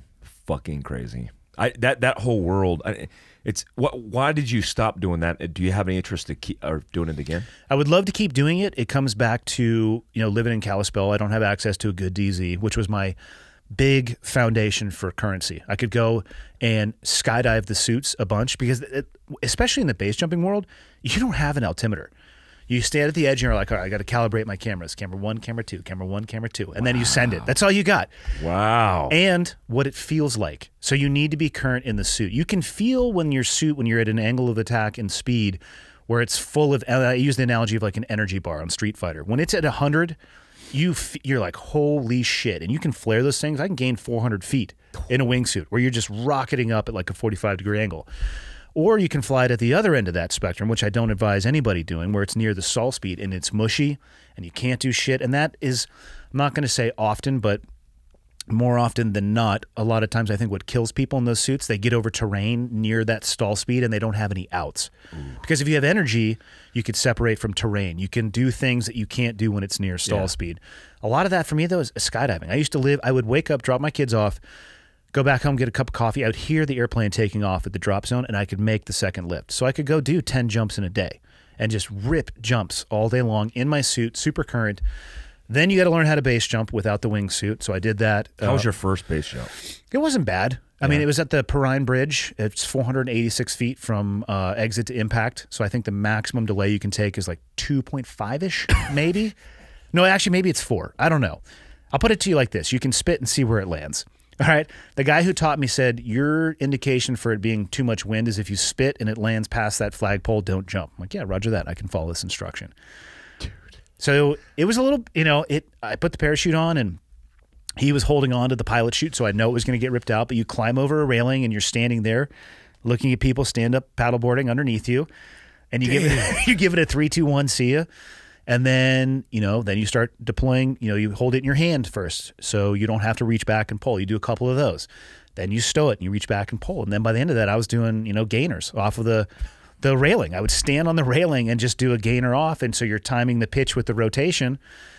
And then if you want to combine the two, you need to find somewhere relatively safe. So we went to Monte Brento in Italy and combined a wingsuit with the base jumping rig, and it was as safe as you can get from a perspective of the terrain, very overhung. So as you jump off, the terrain goes away from you. You could rodeo ride it if you wanted to. Don't recommend that to anybody. Jeez. And then I went to the Lauterbrunnen Valley, which is sheer cliffs, which you obviously don't want to go back in towards. And then, you can progress to things where There's jumps where you have to have mandatory performance. There's a few in the valley where you're on a ledge above terrain that is sloped away from you, but it's sloped away from you enough that if you jump and you get a good exit, you can get your suit flying and match that and you're not going to impact. Or you can't do that and you're going to become a resident of the trees.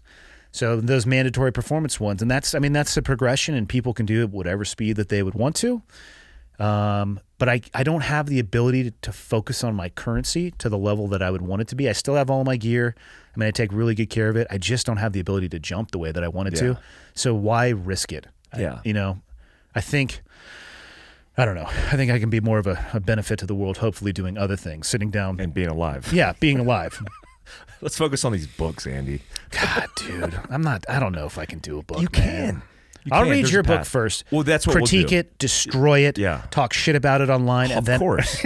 I'll give you the AERs. All the lessons learned that I failed in, you'll succeed in. I'll tell you all the cheats. Here's a question for you, maybe going back to the book topic, because this would be one. It's a topic that interests me. And I was talking with Eddie about it last week. The levels of war, strategic, operational, tactical. I lived in the tactical world. I don't know how when you were working with the agency, I don't know what levels you would get up into. I never got anywhere near operational or strategic when it comes to planning or people sitting around a high-power table determining the course of our country. But I always would like to know how much thought they put into the cost on the individuals that are going to fight war when they're at those tables. Or do you think they put any thought or conversation into it? I think it's very passive. So I've been in a couple high-level, like I used to, when I was in GRS, I used to transport the Director of National Intelligence. Like I was his guy. And so I've been privy to a lot of those conversations. I planned one of the a major NEO operation. What does NEO even stand for? Basically citizens, civilians trying to extract them from the country. And then I've also briefed high-level generals, and I briefed General Ham of AFRICOM at the tail end of my career. So what I've seen is a lot of their decision-making is passively thinking about numbers, but a lot of the consequences, like the Benghazi thing is a good example of that, are very passive. It's like in the back of their minds. But I mean, when you're strategically navigating the world, you're looking for success that's measured differently than tactical, right? Yeah. I think at our tactical juncture in the global war on terror, at the prime of killing bad guys, it was an attrition war. It was how many guys can we establish that we EKIA'd that night, and that was a metric for success. And the task force competed against each other in that metric. And so, culminating every night with hundreds, if not thousands, of terrorists killed was a success, which was a number inputted into the staff and the general staff to say, hey, we're succeeding. Why? Because I have these numbers to prove that we're succeeding. So I don't think there's a lot of attention paid strategically in any of this. And that's sad to say, but it goes to show, it's a very different time. Now, when you look at the casualties compared to Vietnam, for example, where there was operations where hundreds of people were killed in single battles, right? Yeah. The World War II, where thousands of people were killed in single battles. Which, by the way, can you even fucking imagine that? Insane. Entire units were completely wiped off the planet. I have a hard time even fathoming what that would look like, let alone sound like. Oh my gosh. Smell like. Oh gosh. Real, like I never want to take away anything from GWAT veterans, but I don't feel like it was a real war. I mean, like comparatively, because I look at, I study World War II history. I love World War II, same with Vietnam and Korea. And those are real wars because of what they didn't have and what they were having to operate in and with, which was nothing. And then the casualty rates these guys were dealing with. And then they had to come back to America and start their lives and be successful and just live this life without social media, without living a persona. There was no incentive in that. Insane, man. That's like, to me, like real warriors, real men.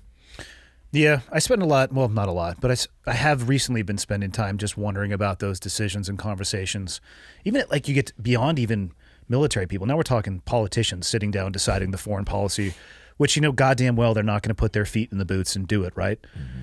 And I think actually I mean, I don't think that the cost, and by that I mean the guys that you and I know who blow their fucking brains out, the cost of repetitive warfare, 14, 15, 16 deployments, and there's, of course, a conversation about whether or not that's something that we could control or governor, but I still think the guys would volunteer even if they knew the cost, but I think our country would be better if it was at least something that was on the menu to be discussed, because right now I think it's an afterthought, which is a disservice.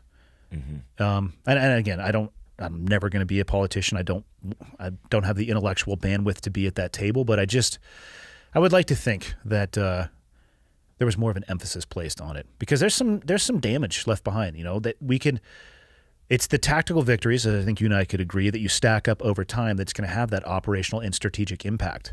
But if it destroys the guys who are creating those victories, what do we accomplish? Yeah, and I would look at that whole discussion and just frame out the top 1% of the military, period, special operations. Because what I have seen, I was just talking to a unit buddy of mine, and we were talking about guys who are getting out. I was talking to Danny P about this, and very successful business guy, is helping me consult with my business, and former unit guy, current special forces reserve guy, and he's seeing all these guys who are moving up to senior leadership, who are peers of ours. I mean, these guys are now squadron and unit commanders and sergeant majors or CSMs, and they're running things. But at the end of their career, as they migrate, they don't have an understanding of the realities they're about to face, where nobody cares that you were a sniper in the unit. Nobody cares that you were a Green Beret or Navy SEAL. And now they have to start a new life, because I think, like, even when I went in at 17, I thought my life was the military. And I was like, somebody asked me this recently. I had come to terms in the military in the global war on terror that I was going to be a casualty. And I was good with that. I was like, I'm going to get killed, and that's part of what this is. Like, you fight, you get killed, we lose guys. I might be one of those guys getting lost. And then when I came out of that and it kind of cleared, I was like, well, shit, I had no expectation I'd be here. Now what do I do? And then picking up the pieces of that. Well, you take a guy who's me times 2, who has twice as much experience as me, twice as much warfare, got Syria, which was really impactful for special operations, which, by the way, those stories in the next 10 years will be told, and we'll be going, holy shit. I know, from the unit and from Dev, your former unit, I know of stories of joint ops and ops that were taking place that were fucking mind-blowing, which I can't talk about now because they're not declassified and nobody's come out and said anything about them before, where I'm like, what? That shit happened? And we forget, if we look back on Trump's administration, we forget we had this whole thing called ISIS, and we fucking killed them all. That came with sacrifice of guys that were killed from JSOC, from Special Operations, EOD guys. And those guys that were our peers, they fought that. And now they're going to get out, and dude, holy fuck, man. There is nothing, like Command Sergeant Major Ferris, who was in Black Hawk Down, who was one of my senior leaders in the military, who went to SOCOM and was a senior leader at Special Operations Command. I think he was the CSM of SOCOM.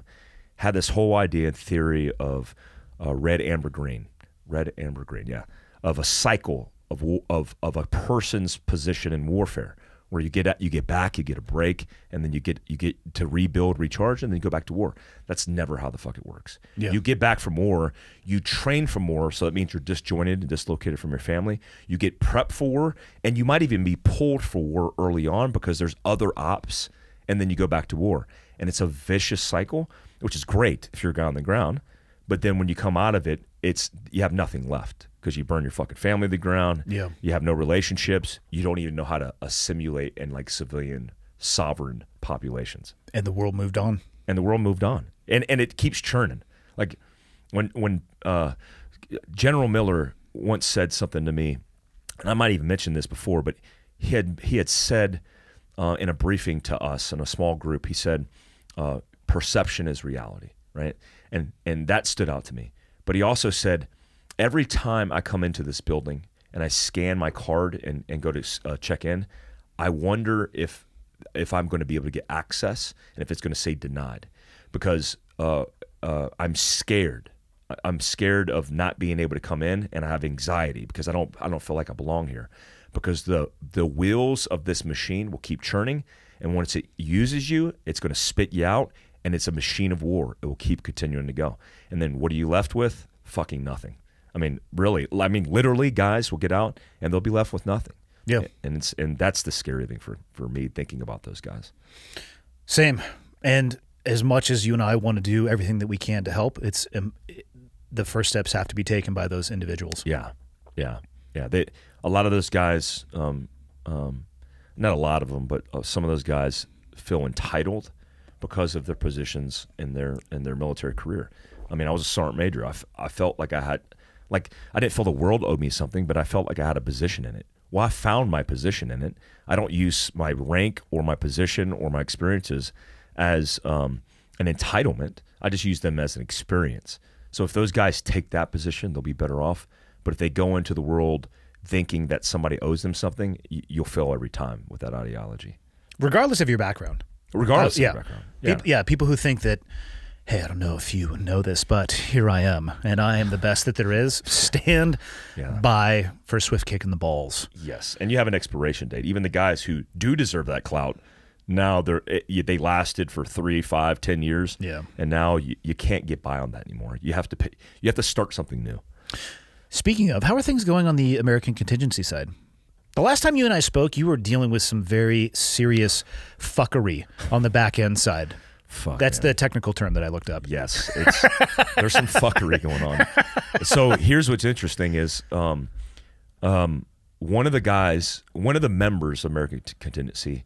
I read a comment recently that spoke to this. It's actually on your comments on your post about this podcast, and some guy said, "Hey, oh no, it was something about like, hey, where's AMCON, American Contingency?" And one of the guys said, Mike started a thing and it went all Oath Keepers, and then it just went high and right, which I agree. Dude, it's not the majority, but maybe 5% of the group was those guys. Yeah. There was a guy who posted, he got visited by the FBI, and the FBI agent left a business card. He assumes, because he got visited by the FBI, all of a sudden he assumes it's about American Contingency. And then he goes, and then he posts about it on American Contingency, on Locals. It's americancontingency.locals.com. He posts about it and says, hey, look at this. I got visited by the FBI, and I have a problem with that. And one, he posted a FBI agent's public information. Which he doxed a guy? He doxed a guy. Then he said, I was here to go toe-to-toe with the left.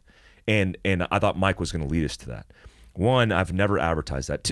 One, it's not even fucking in me. Like, I don't give a fuck about leading anybody to anything. Oh, and also, what does that even mean? I don't even know what the fuck that means. Does this guy think it's going to be a 2021 Gettysburg? Is that what it's like the Capitol Hill shit, right? It's like there's one group, there's one side that goes, oh, we're proud because we got in there, we got access, and now all of a sudden everybody has problems with us fighting for our freedom.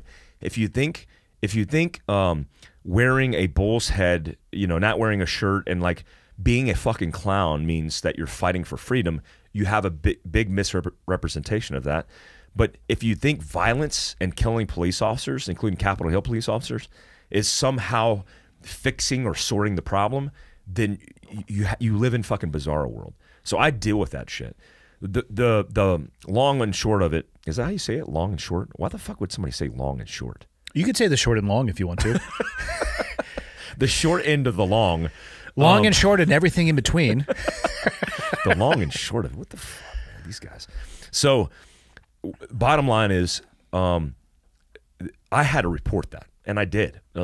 I trained federal law enforcement. I trained law enforcement. I'm training New Jersey SWAT. Big shout out to New Jersey SWAT. I just trained Midland SWAT. Great dudes. I train law enforcement. I just trained some DHS agents who work at Portland, which we need to talk about that, by the way, at the federal building in Portland. And it's my responsibility in training law enforcement that are like me, who are serving in some capacity. They don't think about the big picture and like they're trying to take shit over, right? It's not about you versus them. I reported it, and then everybody who was on American Contingency that was like a right winger was like, fuck this, we're out, which I want. I'm like, thank you. Get out of my face up with that shit. Yeah, it's all about preparedness. Self-select with that shit. Yeah, please go away. I love the controversy because all the shit floats and I could flush it down the shitter. And it's very easy. It's a $5 subscription a month, by the way. So you got guys who are like, this is not what I signed up for. I didn't get my value. Well, go buy a fucking Frappuccino and then reinstitute your value. So all of my employees, well, it was a few people who are hardworking American patriots are like, dude, this is like for us, I don't want to get investigated. And I didn't blame them. So we had conversations and I'm like, listen, I will do this shit myself. I will use it as a platform to talk about self-reliance, to talk about preparedness. And I'm not even going to do any political shit anymore unless it's a conversation tying to self-reliance. So that's what I'm doing with it. Dude, I have seen a new side of this whole grouping thing of taking a collective of people together and realized the social media debacle that is social interaction and trying to host that and with all good intent, right? Like I want to do something that's helping people, fucking impossible with people because you can't control what people are and what they do. And so now I'm just allowing people to access the content that I post, no interaction, and I'm still encouraging for American Contingency groups, which hundreds of groups in America still exist, to stand up in their own community to help each other out. Yeah. And those groups that are good people, they'll continue to do that. I just don't want any part in this doxing, canceling bullshit that is the right versus the left. I'm just going to do me. It's not healthy for fucking me either, man. It drives. It's not healthy for anybody to include those people that are knee deep in their metaphorical trenches that they think they are. Jesus, what? Scary. So I've heard the term Oath Keeper and like the 3%ers. What in the fuck are they? So it's a group that I'll call it a Facebook group because it's actually they used to be on Facebook. They did a lot of the recruiting on Facebook, but the idea was I think they call themselves 3%ers. Yeah. The idea is that they're a part of the patriot group that's going to retain and sustain all of the constitutional liberties and rights that we have, and so they're protecting the sovereignty of our nation. And so they're like troops. They look at themselves as soldiers on the field. And look, I have met a couple of them, and they were good dudes. Yeah. And they told me that their leadership was the problem. They had some leadership issues, like high up in the leadership, and they kind of went off the rails. If you have a group and you're top down, you're always, if you don't have the right small unit leaders, it doesn't matter who the commander is. It doesn't matter. You're gonna go down a rabbit hole. So I just, dude, I don't have it in me to fuck with that anymore. What I will do is disseminate one-way information. You take it. You don't want to fucking listen to it. That's the choice of you as a consumer. And like when I even did American Contingency and I said, hey, I'm making it a business. I'm not making it a nonprofit because I know how this works. You offer an incentive or a value and people buy into that. And when you don't meet their expectation because it's a nonprofit, they look at you and go, it's a scam. I mean, it happens with so many nonprofits. It's because of the breakdown of communication to the value proposition. There's a whole bunch of issues. I said, I'm going to do it. You want to be part of this, you buy into it. Now, the money that you're buying into it, I'm resurging to help the community and build up shit, which is what I'm doing always. Like I'm always taking profits from my company, Fieldcraft, which is very successful, and looking for ways to help people. Yeah, and we just did it with. I literally was going through my brain as you said that. It's part of my MO as a person, but I don't have to be that fucking way. I could be a normal business owner and never do that, but since I messaged that way, people then feel like one guy called me out and said, "Oh, look at Mike in his Mercedes Sprinter van, using all that money." Like, what the fuck does that even mean? I have a USAA loan on a $75,000 Sprinter van that I use to haul my shit around. Yeah. And I pay a payment for that because I get paid a salary, which isn't very big for my own company. But all of a sudden, because you feel like you pay $5 in, you feel like there's this value proposition and that I owe you something?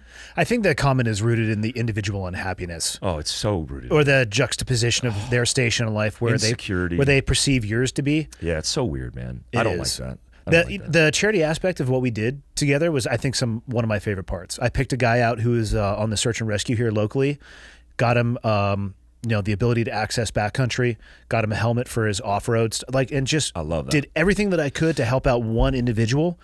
And that event was cool as fuck, man. I didn't know what to expect. People are still talking about it. That time went by so fast. So fucking fast.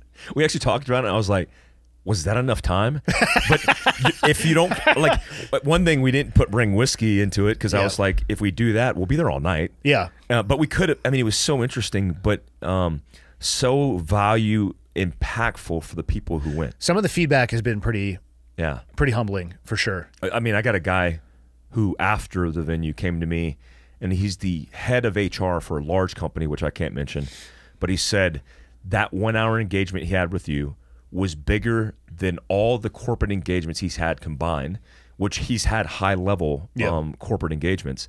And he said because you were able to disseminate all that stuff that was critical to his translation and his in business, but also human resources.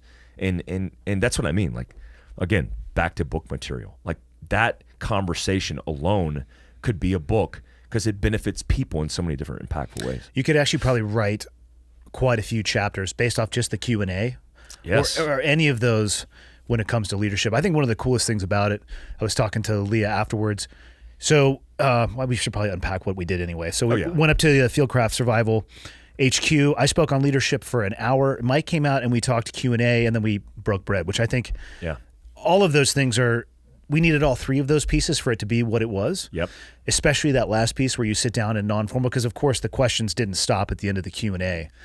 But you left when I went up and was talking about leadership. And I saw you walk out, and in the back of my head, I'm like, good, because I'm curious to see the questions that we get about leadership when you come back in, because it's going to be blind. I don't know what you're going to say, but I had a suspicion in my mind that because our backgrounds are similar, same community in the larger context.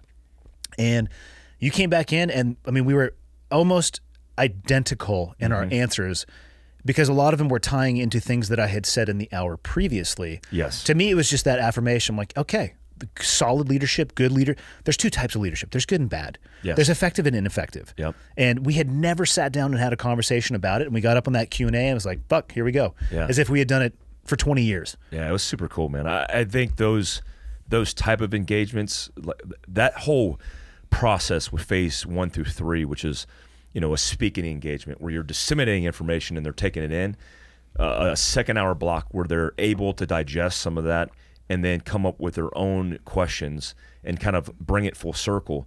And then the third component of bringing them together and then informally discussing and also building that rapport, that to me is the perfect recipe for learning.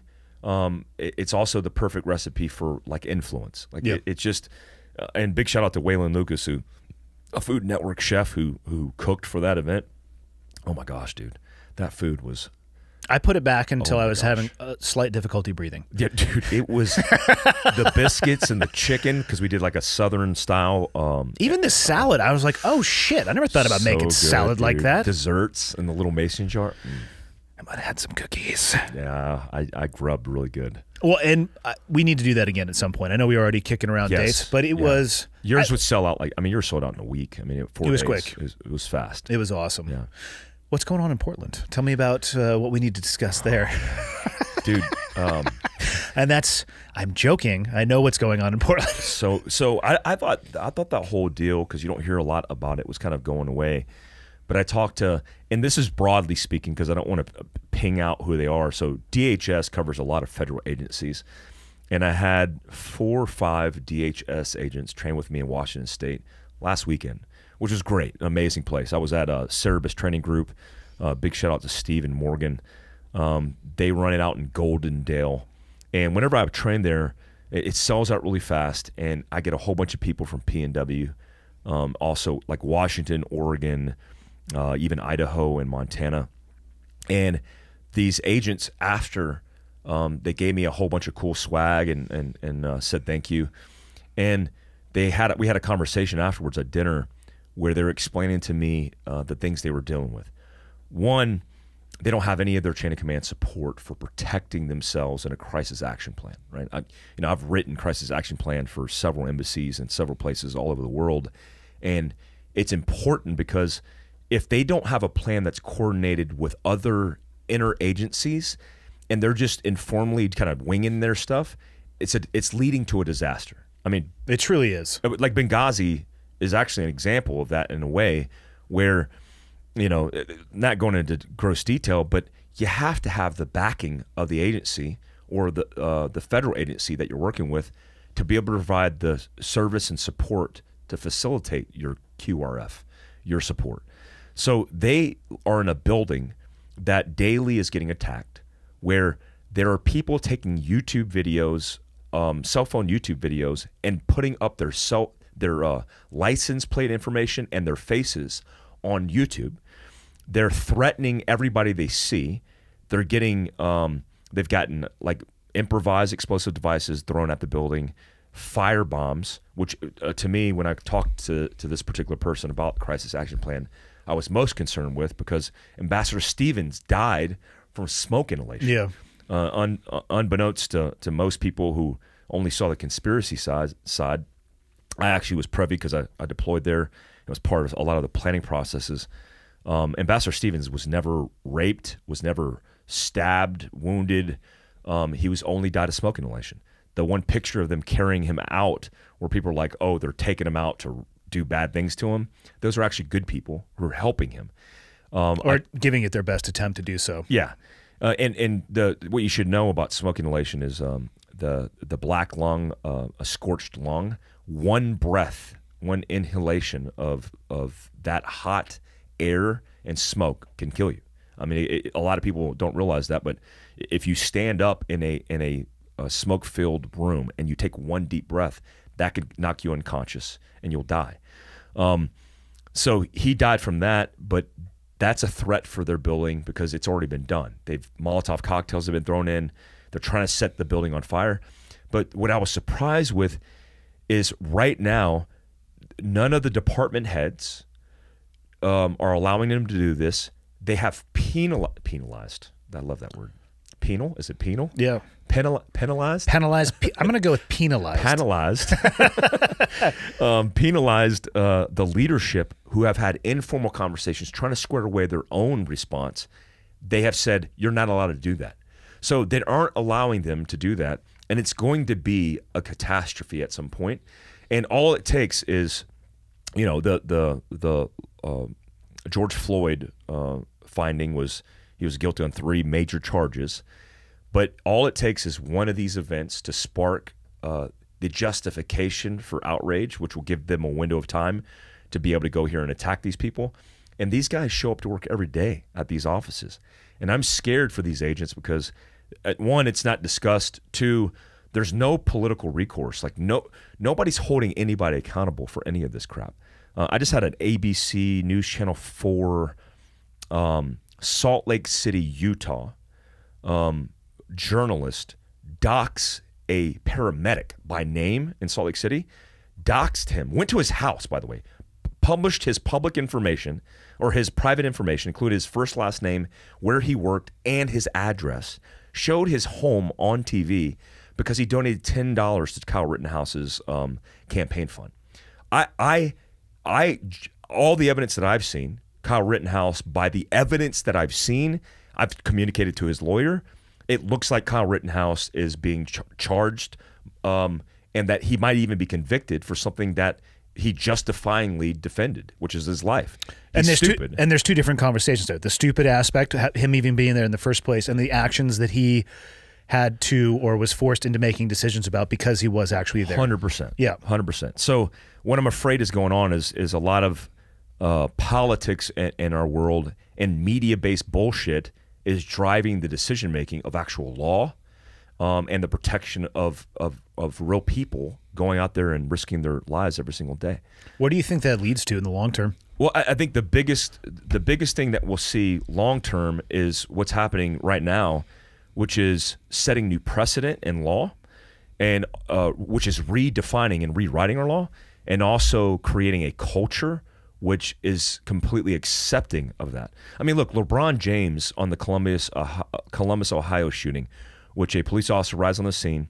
You have a domestic dispute where there's one side of it getting attacked by a girl with a knife who happens to be a 16-year-old girl, where He shows up. He was called to that location, by the way, because of a report of a woman with a knife or person with a knife.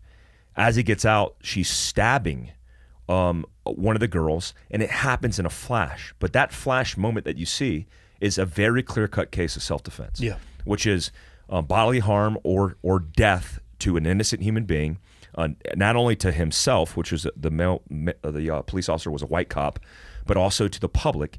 And there's this girl butted up against a vehicle. She's about to get stabbed by a heavy-set female, which happens to be a 16-year-old girl, who's, with her right hand is going to stab this girl, and he shoots her and kills her.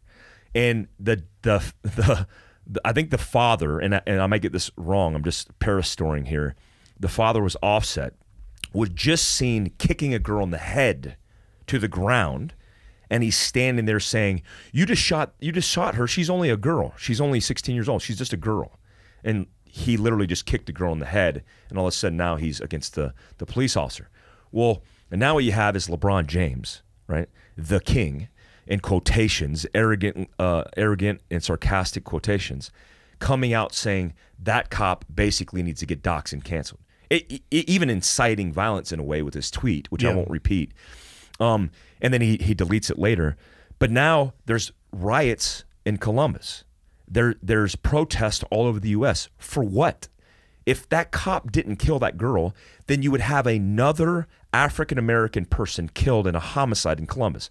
In 2020, 127 people were killed in just Columbus, Ohio, which is a spike in homicides in Columbus and Ohio as well. 75% of them were black males. The majority of those black males killed, which is 84, were killed by other black males. Not one LeBron James tweet was about black-on-black violence in Columbus, Ohio. But all of a sudden, we want social justice. So what we want is a police officer to show up, not do anything. Then a black 16-year-old girl kill a black 16-year-old girl and say, why didn't that cop do anything? Why aren't we protecting our communities? So what I realize is there's this whole change and shift in culture that's being driven by the media. Dude, the media is the most like when we say media, we don't mean news. We mean a corporation. Well, it's not the news anymore. It's not anymore. But the two terms used to be very interlinked, I think. 100%. It used to be, if it was a media source, it was a news source and was trusted. Now, people still buy into the narrative and they trust everything they see. So you got all these people showing up in a protest and they don't even know what the hell the context of the story is. The best tweet I saw was from a guy who said, hey, LeBron, if that was your son who was being stabbed, then what would you be saying? And that's the reality of how we should look at these circumstances. What if we were involved in these circumstances?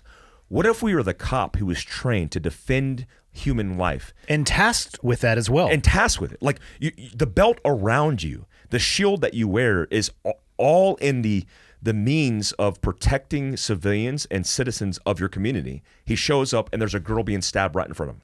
Does he do nothing?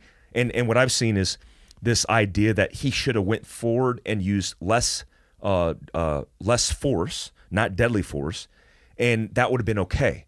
So the time that he transitions to his taser, which wouldn't have worked, by the way, in that timeline, he's supposed to do something, but not defend the person's life. He's damned if he does, damned if he doesn't. And what I'm realizing in this culture is that we're focused on all the wrong things and driven in that direction simply by a headline.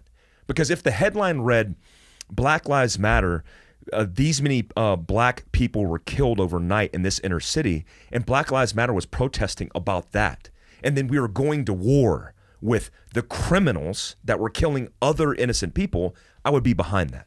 I would be like, you would see me protesting Black Lives Matter. Yeah. But it's completely the opposite, and it's bizarro world, and it's going to lead us down a horrible path and road where people want to antagonize. I mean, the reason CNN and all these news outlets want to get on board with this is because of the analytics. Driving emotions means higher quantifiable analytics that gets more advertisers on their platforms, which means more money. And that's sad for our state of affairs. Do you think the people in Portland who are I'm going to call it rioting, throwing Molotov cocktails at the building. Do you think that there's same people that have been there for months and they basically just will shift their cause or motivation behind it to justify their actions?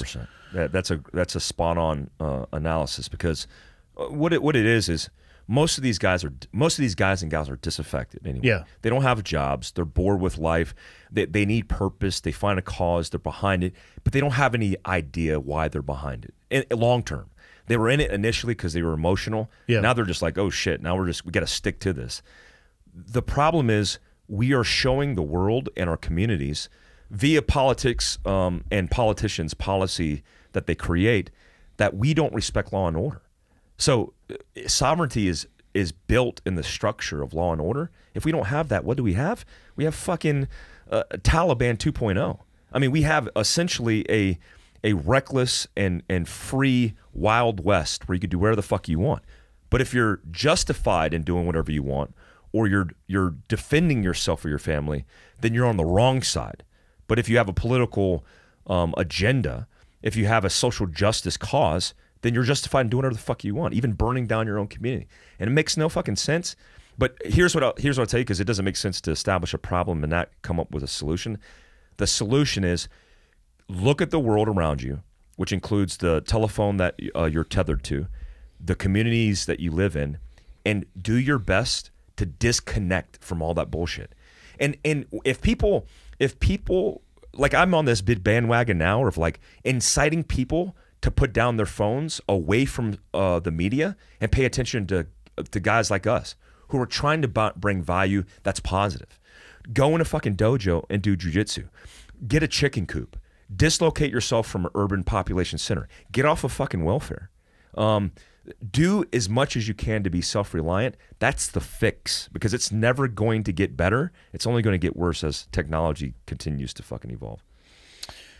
I don't know if people are going to do those things. The majority won't. The majority won't. What time is your flight, by the way? Oh, I got plenty of time. Good. I don't leave till like tonight. Because we got content. There's to so create. much shit to do. There's so much shit to do. It worries me. I think what it's going to take is catastrophic event after catastrophic event. And I'm not talking about loss of life at the hands of law enforcement, because I'm very fortunate to call myself, in my opinion, I feel very fortunate to be close friends with a lot of law enforcement, and they're not out there looking to take life. Yeah. I think it's going to be catastrophic event after catastrophic event where people are going to have to suffer through it without anybody coming to the rescue when they hit 911 for them to change their perspective. I mean, you get out of that car with the woman getting ready to stab. You're not making a fucking racial decision. I don't think people understand how tactical decisions are made. Yeah. Like, where are you taught to look in your first kill house run to determine whether or not somebody's a threat or not? You look at their hands. What's in their hands? What are they doing with it? This person is not having a critical race theory conversation with themselves as they get out of the car trying to stop a fucking stabbing. But everything is pushed back through that lens. I mean, let's look at New York. If you were a cop in New York where they removed qualified immunity, what are you motivated to do other than absolutely nothing? Yeah. And I don't think that's why people want to become police officers. I think they want to become police officers because they want to do as much as they possibly can, probably more than their fellow American, which is amazing. And I don't have a solution to it either, but I think it's going to, like, for any pendulum to swing, right? It's got to hit something. I don't know what it's going to hit, but I unfortunately think it's going to be, I mean, almost like you said, the Taliban 2.0 shit going down in the streets where nobody is willing to come help, because if they do anything, they're wrong.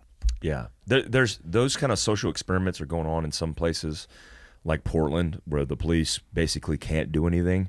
And then what you're seeing is a spike of 30% or more of crime. And the only people who are hurt are these inner cities where they need help. You know, these impoverished, disaffected parts of our society are dealing with a shit sandwich. All of these things, if educated properly, would lead them to get out of that circumstance.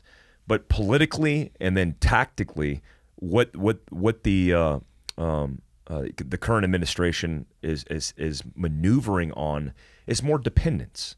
Because if I tell you that the cops in your own neighborhood are scary, but I tell you that I'm going to change things, and that has to do with jobs, that has to do with security, that has to do with all the necessities of that, you're gonna vote to keep me in a position of power so that I'm tethered, so that I don't have to come undone from that, and I could be protected and secure. It's proven to not work, right? It's proven to not work. What does work? More liberty, more freedom, more ability for the individuals to protect themselves. And so what you see happening, transitioning, is the media bearing more of a responsibility. Somebody said, hey, shouldn't we start going after legislation to ban what the media is saying? And I don't think that's a good precedent, because it violates First Amendment right. That's another way to talk about suppressing speech. Yes, and it's never a road that leads to a positive path. Yeah. But here's what will likely happen. You will see a segment of our population continue to increase that gets on board the bandwagon of going to war with media. Now, I don't mean like tangible, like I don't anticipate we'd be kicking in a room, pushing back Anderson Coopers and with a baklava on, we're going to war. But what I mean is a war of messaging, because I've actually seen this, and it's actually a positive thing for me and makes me do it more. Where I come out with a positive spin. I'll say, hey, don't trust the media. The narrative was this. It should be this. I just did it on a recent post, and people comment and they go, the media is the problem. I'm not inciting violence. I'm inciting decision-making. I want their behavior to go, you know what? I want to talk about this too, how the media is the problem. Stay away from media. Media is BS. Because I want people to realize the corporation that is the media isn't the news, and that you have a choice, and you could dox and cancel them. Right? And nobody's like, the first person I saw it was Killer Mike, a rapper in Georgia, at a press conference with the mayor of Atlanta, both black, who said CNN is to blame for all this, because CNN is based in Atlanta, Georgia. Yeah, that's right. And they were inciting it, and they were protesting CNN, which I think is the right thing to do. I just saw a video this morning of a black male in a circle where BLM protesters had showed up. And it was a whole bunch of white kids, right? And they're from the hood. They had just come from the left side of the frame, and they're like, you guys want to come out here and fucking protest whenever you see a white cop doing something bad to black people? Where were you when these black kids were murdered? You're out here protesting for Black Lives Matter. I didn't see you out here last night. I'm on board that. Yeah. Because it's all opportunist, waiting for opportunity, and it's all based off what the headlines read. And that's poor choice of decision-making and behaviors. And when I see losers, LeBron James is a fucking loser. A fucking loser. When you see a guy who is brought up with a silver spoon in his fucking mouth, given everything, drives a fucking Lambo, is in rap videos and shit, and he wants to talk about oppression and talk about rights, talk about the things that we're dealing with and help your communities, the inner cities. Stop talking about shit that's a narrative pushed off of a media platform. You're buying into the bullshit when you should be more intelligent than that. That's why he's a fucking idiot. And has a platform that is massive, catastrophic in scale. Yeah, and that's what scares the shit out of me. You got an influencer who's manipulating the minds of millions of young black and men and women in the inner city who look up to LeBron James, and they see him voicing, they have no fucking clue. They're just following the fucking the wolf to the fucking slaughter, or the sheep to the slaughter by the fucking wolf. How's the morale of the police organizations that you've been working with? It's bad, man. It's horrible. How do they describe it? So the environment, I guess it would be. I mean, that's obviously a broad question because you're working with people all over the U.S., but I feel like they're under probably the same level of pressure and scrutiny. It's big time. It depends on where they're at. California Highway Patrol, which I teach, they're academy instructors, New Jersey SWAT, Midland SWAT. It depends on their leadership. I will tell you this: small unit leaders, including sheriffs and chiefs, have been good, but they're only as good as their position and power, and stagnating the policy that affects their department.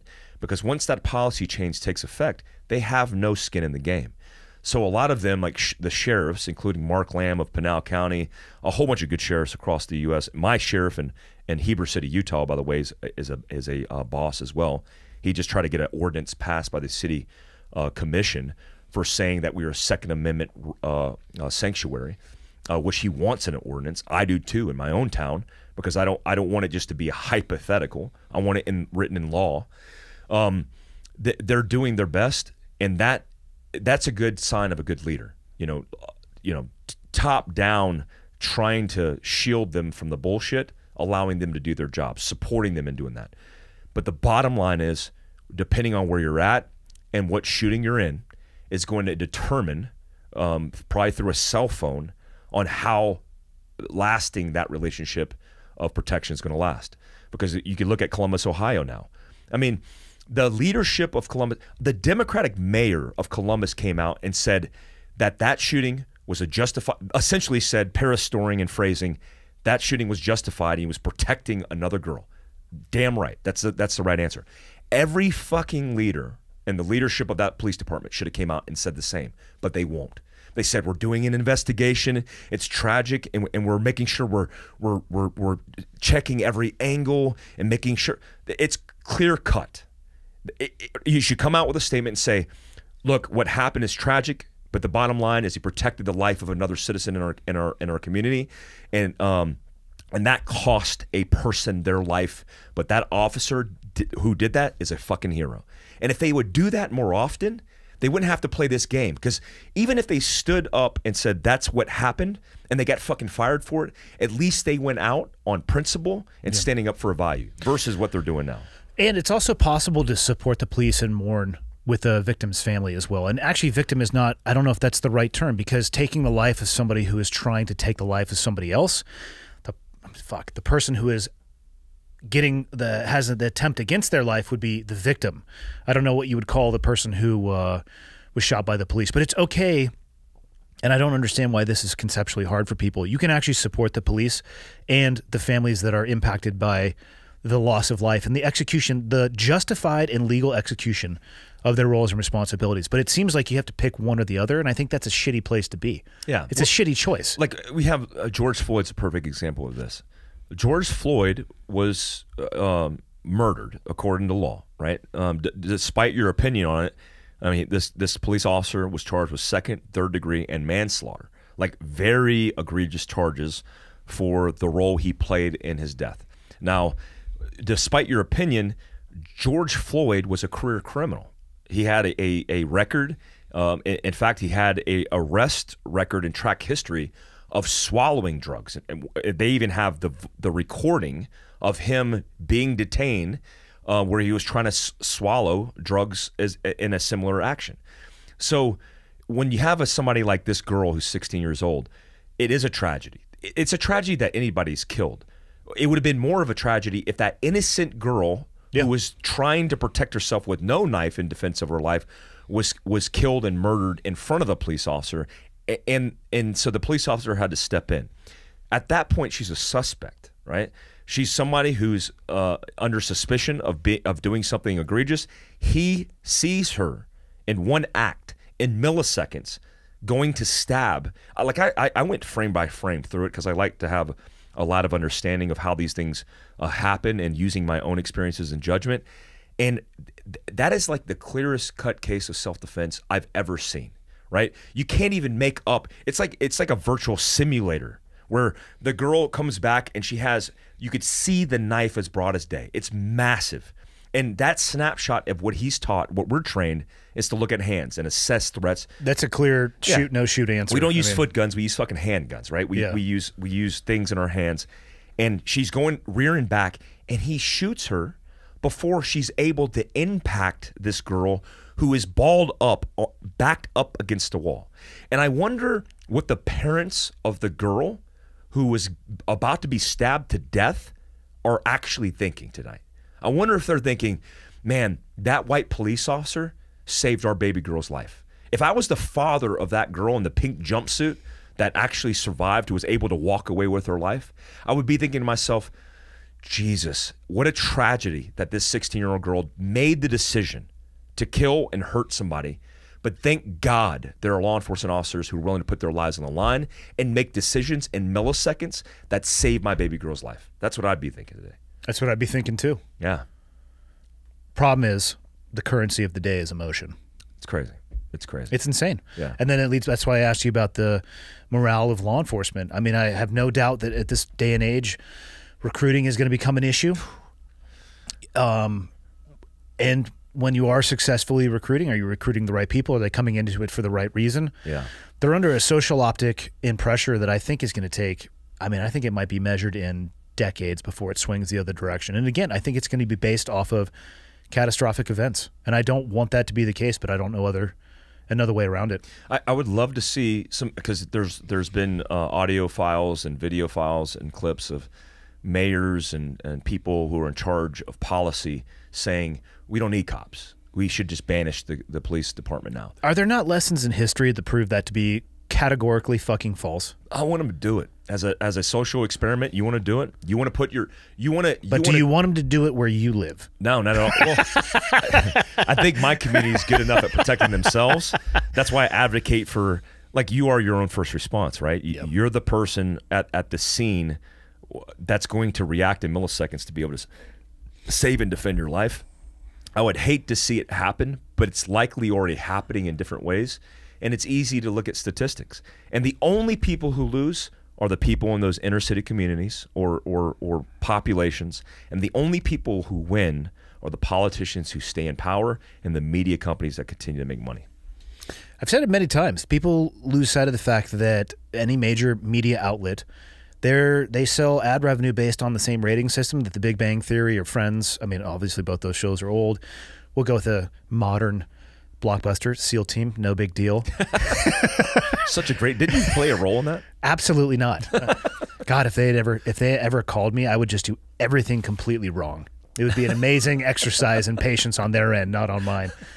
But it's all based on it. They're selling Tide, and yeah. Budweiser, and not that I'm saying those two brands are tied to it, but yeah, it's a fuck show. What do you think the odds are that the officer who was convicted, is it Chauvin? It's Chauvin. Chauvin, yeah, phonetically. That he actually got an objective jury pool. And I ask that, I'm not disagreeing with the verdict whatsoever. I just wonder, you want justice to be blind. I think it's impossible. I mean, I think it would be impossible that those people were sitting there not considering what would happen if they came back with a verdict that was other than probably what was socially expected. And by that, I mean the burning down of many cities. And again, I do not disagree with the verdict. Every officer that I talk to, I actually have yet to meet a single officer that was like, good job on that one. No, all like, no, that was fucking horrendous. But I wonder how objective of a jury pool they were able to find on that. I don't think at all, right? I think everybody was biased or had some understanding or knowing of the ramifications of not convicting him, right? Because all it took is one person to have a hung jury, one person to disagree, and you would have a hung jury, and that one person would have been ousted. Their lives would have been endangered. They would have had to leave their own community.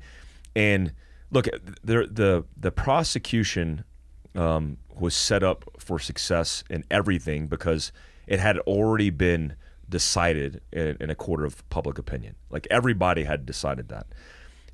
Whether or not, like, second degree, third degree, and manslaughter, I'm not smart enough, nor will I make my assessment legally of what should have taken place. What I do know is you had a cop who was very negligent, and that cost somebody their life. Yeah. Now, was that negligence deliberate, malicious, on purpose? Was he a racist, a bigot, a murderer? That's for people to decide. The court decided for a lot of people. I think it was impossible for him to get a fair trial in that place. But again, what would that have meant anywhere else in the U.S.? Like, when people think that this is justice, I don't get it, right? Justice to me is, look, and I do understand you have an institution that's entrusted with protecting the citizens of their community. But what we never talk about is the 99.99999% of the law enforcement officers who go out every night risking their lives and sacrificing their lives for their community. And we hone in on this one thing, and we say police officers as an overall are bad. That's not true. That's a lie. That's a farce. And I think what's happening is, even in these specific cases, there was a case, I can't remember, it took place where the cop chased the suspect. The suspect reached into the car, and then he shot him in the back and killed him as he was reaching into the car. The cop was let off, and they acquitted him. That needs to be an understanding that a lot of cops make decisions, and if we make the more media attention that's paid to it, the less likely that cop is going to get a fair trial, and then the more precedents we're going to set in law, which again leads to what you asked before. What does this map out to be? A completely the complete definition of the Wild West, and cops not wanting to do their jobs, criminals winning, and civilians losing, citizens, innocent citizens losing. Dude, it's so fucked up. It's not hard to see and predict. And people have said, "Oh yeah, this has happened through our history." I don't know if that's true. I think because of media and the amplification of everything, you could turn any specific topic on its head with the right bait in the headline. So, meaning that the officer, for example, this officer who justifyingly killed the 16-year-old girl in defense of another human being's life, and people are saying multiple human beings because she was stabbing multiple women or multiple people. If the headlines want to read, they will convict this guy of murder before he's able to get a fair trial. Yeah. Before he even goes to trial, he'll be convicted of murder, and then they'll be asking for justice. They're asking for justice already for the murder of a 16-year-old child.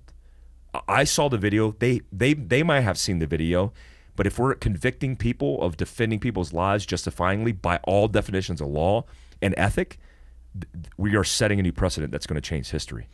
Not that it's critically important, but do you know anything about the backstory of what happened there, how it led to that moment?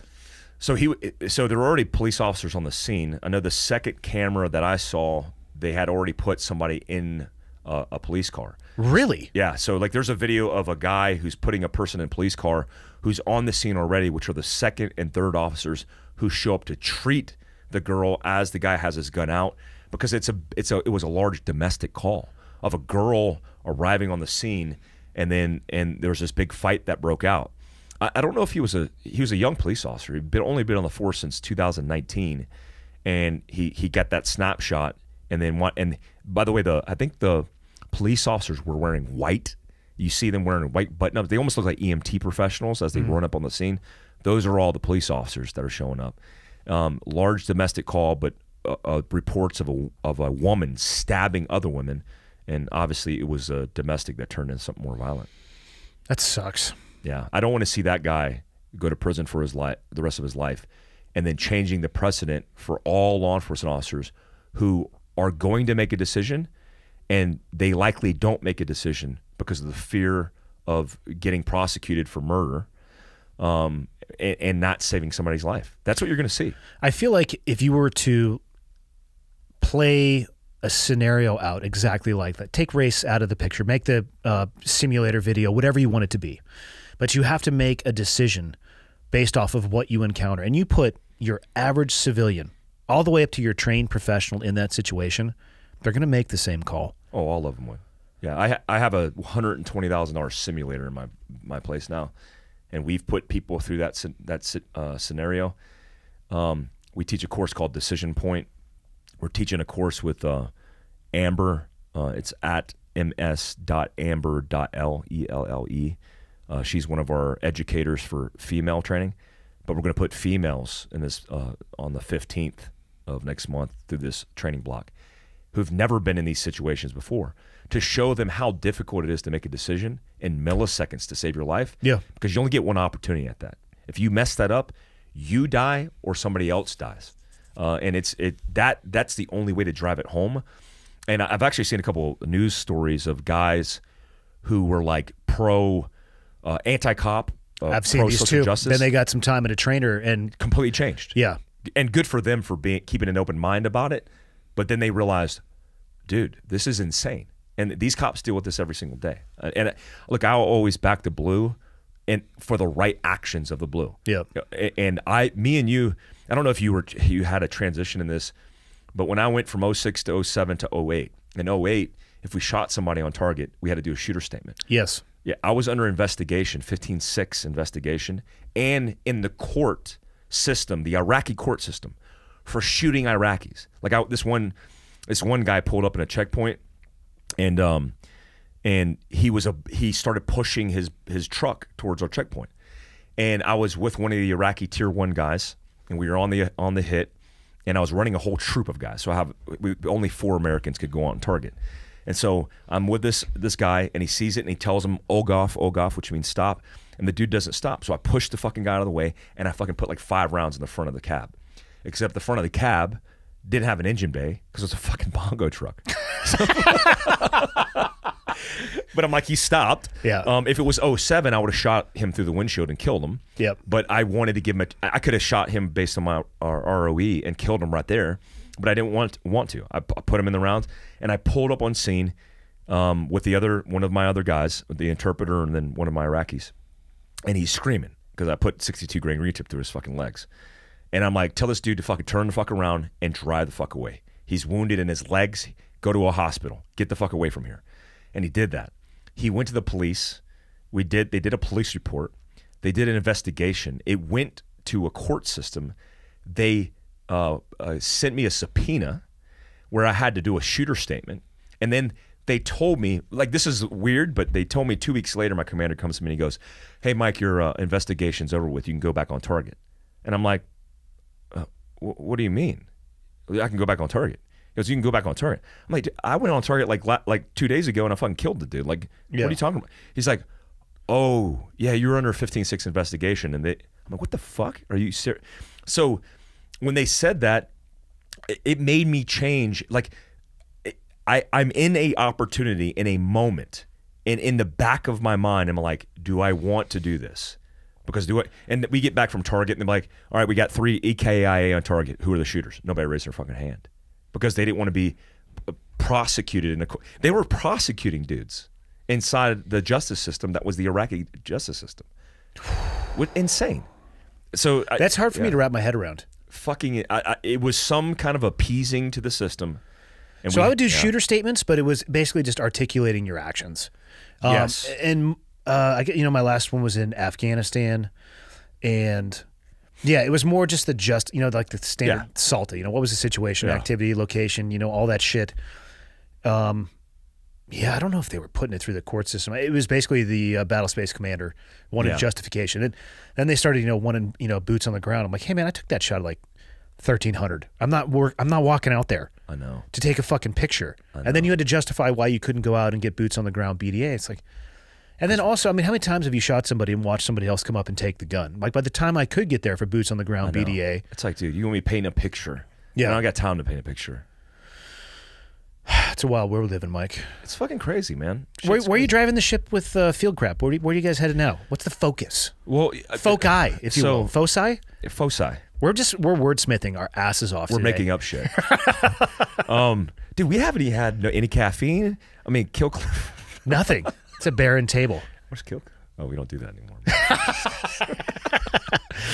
Black Rifle Coffee though is good. I'm a big fan of those guys. Same. So a big thing for me is affecting and getting access to more people. Retail. Look, I'm on the sportsman. Like, I don't even know if I should say this. So that means yes, you should. Fuck it. I'm pitching Sportsman's Warehouse tomorrow morning, which is a lot of fucking pressure. And I'm in fear of my life. Yep. What are you pitching them on? Product in store. Because I think I'm just going to go. I'm going to wing it. If I don't get it, fuck it. So look, I have a lot of respect for Sportsman's Warehouse, Bass Pro, which includes Cabela's. And I think there's a talk. Somebody told me that there's a talk about buying Sportsman's Warehouse. You have outdoor retailers who, despite all the politics, are like, fuck it, we're still selling guns. Dick's sold their soul to the devil. They said, we're not going to sell any more guns because of the controversy. And they fucking bowed out. Yep. And I'm like, why? Like, guns are legal, by the way, and you're a law-abiding citizen, and law-abiding citizens can buy guns. So Walmart and all these different distribution places start going, oh, we're not doing that. Well, Sportsman's is like, we're doing that. And there's 114 Sportsman's all over the U.S.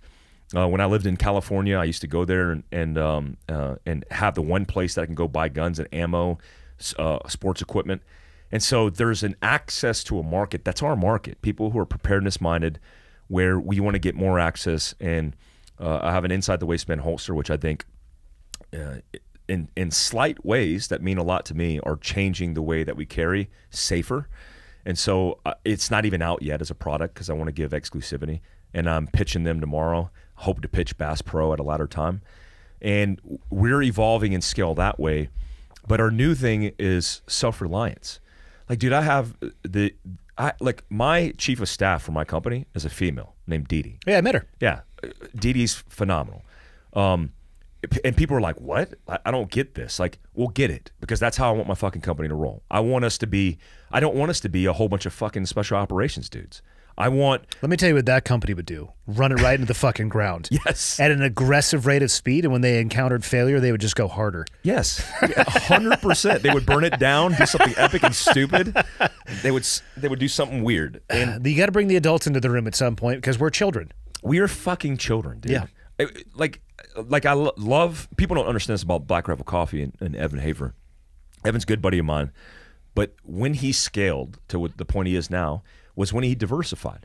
And diversification means different backgrounds. I don't give a fuck about the color because if you're a different color, that's just more beneficial.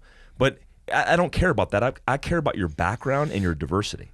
So if you show up and you're a female, those conversations that we have with Amber, with Victoria, with Dee Dee, we are able to get a different perspective and shit makes sense. I brought on this girl named Amber, Miss Amber L on Instagram, miss.amber.l, and she has completely changed the way that we communicate all on our own about preparedness. And her followership has increased, the demand has increased, and we are seeing an influx of women for the first time in our company because my company used to get like 2% female. And it's because you didn't post enough pictures in Ranger panties. That's it. 1% showing up for me. The other percent just doesn't know what the fuck they're doing.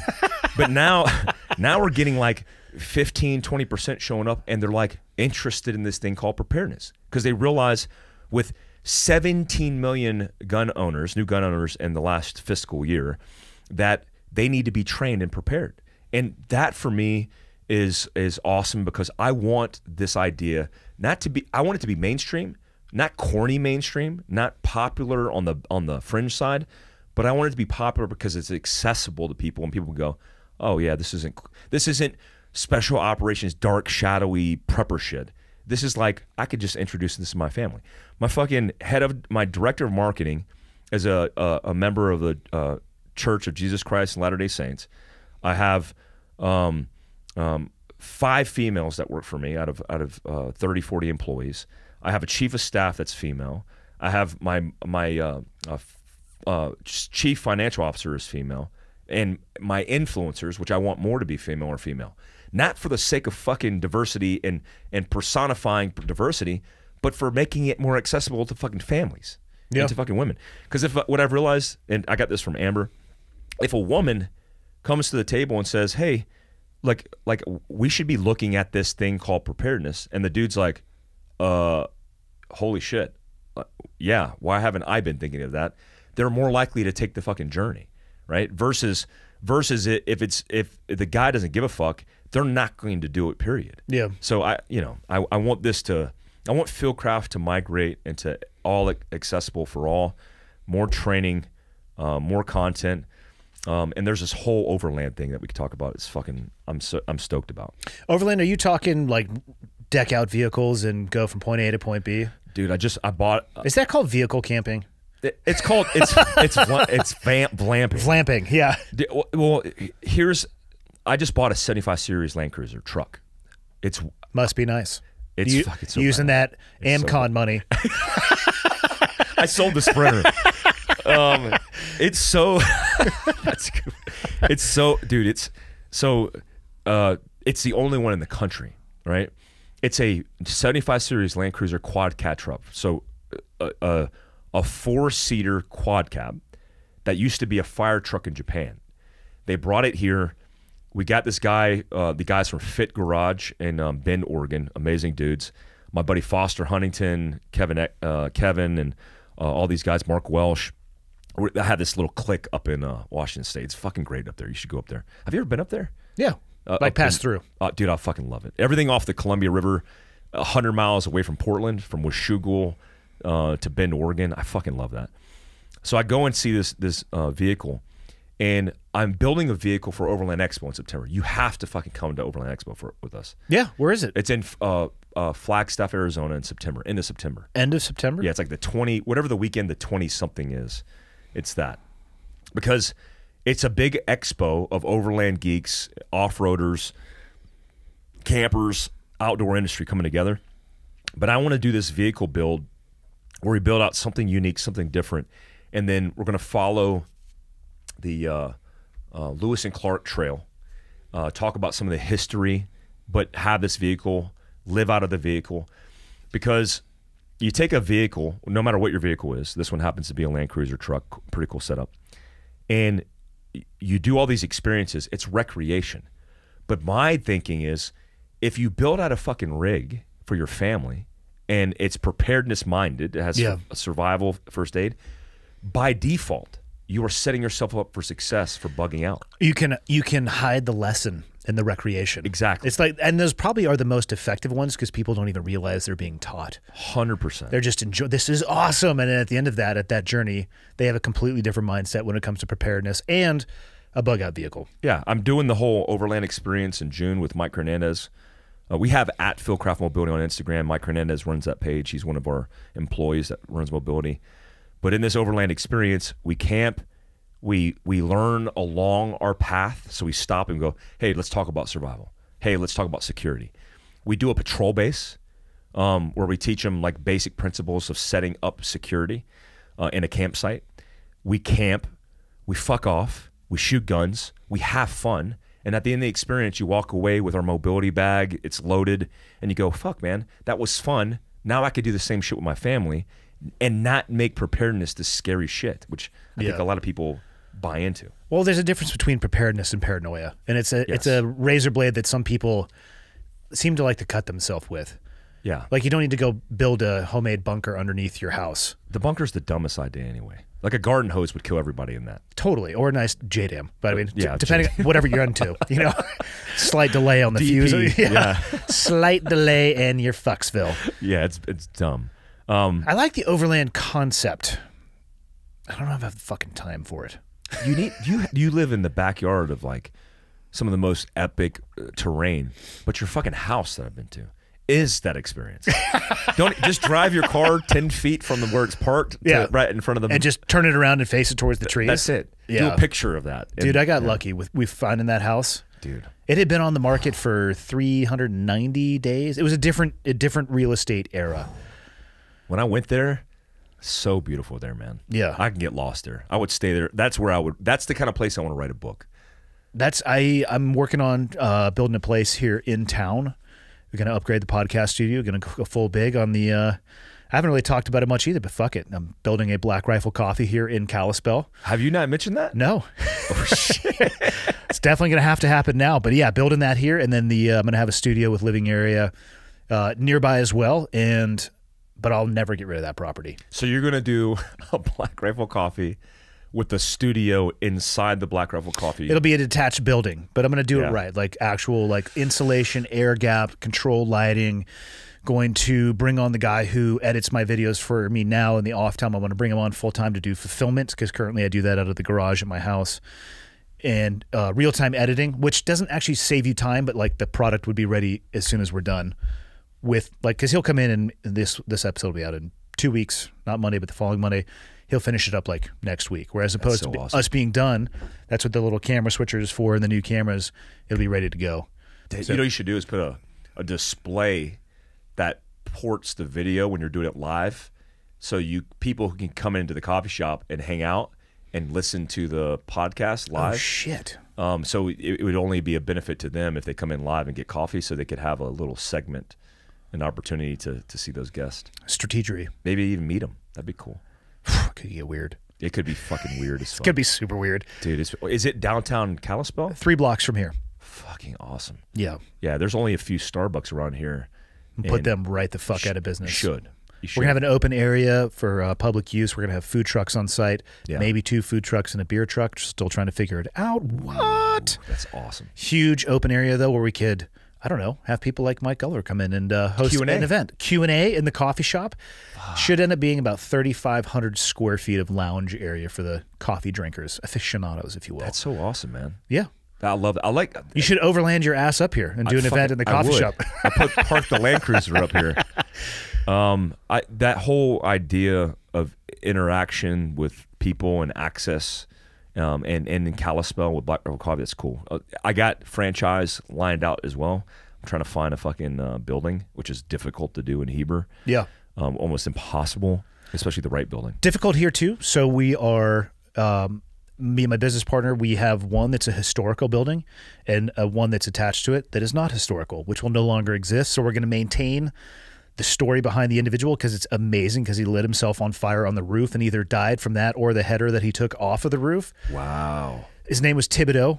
I want to do a signature beverage that comes with like some burnt caramel on top or something like a charred whipped cream or something. That's so awesome. Just in his name, but we're keeping that and then going to build the new. So I think, encountered the same issue. It's tough to find a purpose-driven building unless you're building it yourself. So we're going to maintain that historic aspect and then build the new area. How long? What timeline are we talking about? I would love to be able to put myself, make a promise to people and say this year. The reality is in the design process, as you know, you're beholden to a lot of other people's timelines, whether it be architects or permits. Raw material. The right amount of talent when it comes to the actual building. Yeah. You know, my dad's up in town right now. I flew him up because I wanted him to look at the building. It's all old brick, and he was fucking born and raised with bricks in his hands. So, bringing the knowledge from out of the area to take a look at it, he had some awesome ideas. So I'm gonna say I want it to be open by 2021, but I also don't want to rush it. Yeah, and I'd rather get it right. I want to get it done right because I want it to be the flagship Black Rifle Coffee for their entire brand. Dude, that's so awesome, man. What a cool business strategy to have many fire bases of special operations guys. When I look at it though, more even that open area like you're talking about, have Jack Carr come up and do a book signing. Yes. Pack that fucking place. Yeah. Have you guys come up and do shit in that open area, do a quick, TCCC class for 2 hours or, a meet and greet or whatever it may be. I mean, on that note, I think we should probably talk about selling Fieldcraft stuff inside of the store. That would be awesome. That'd be awesome. I thought about that with you too, with Cleared Hot and swag and stuff and having a section in our store. Cause you just donated these uniforms, by the way. For Tom, yeah. Oh, these are operational uniforms. The old frog top. So we have what's that pattern called? AOR2.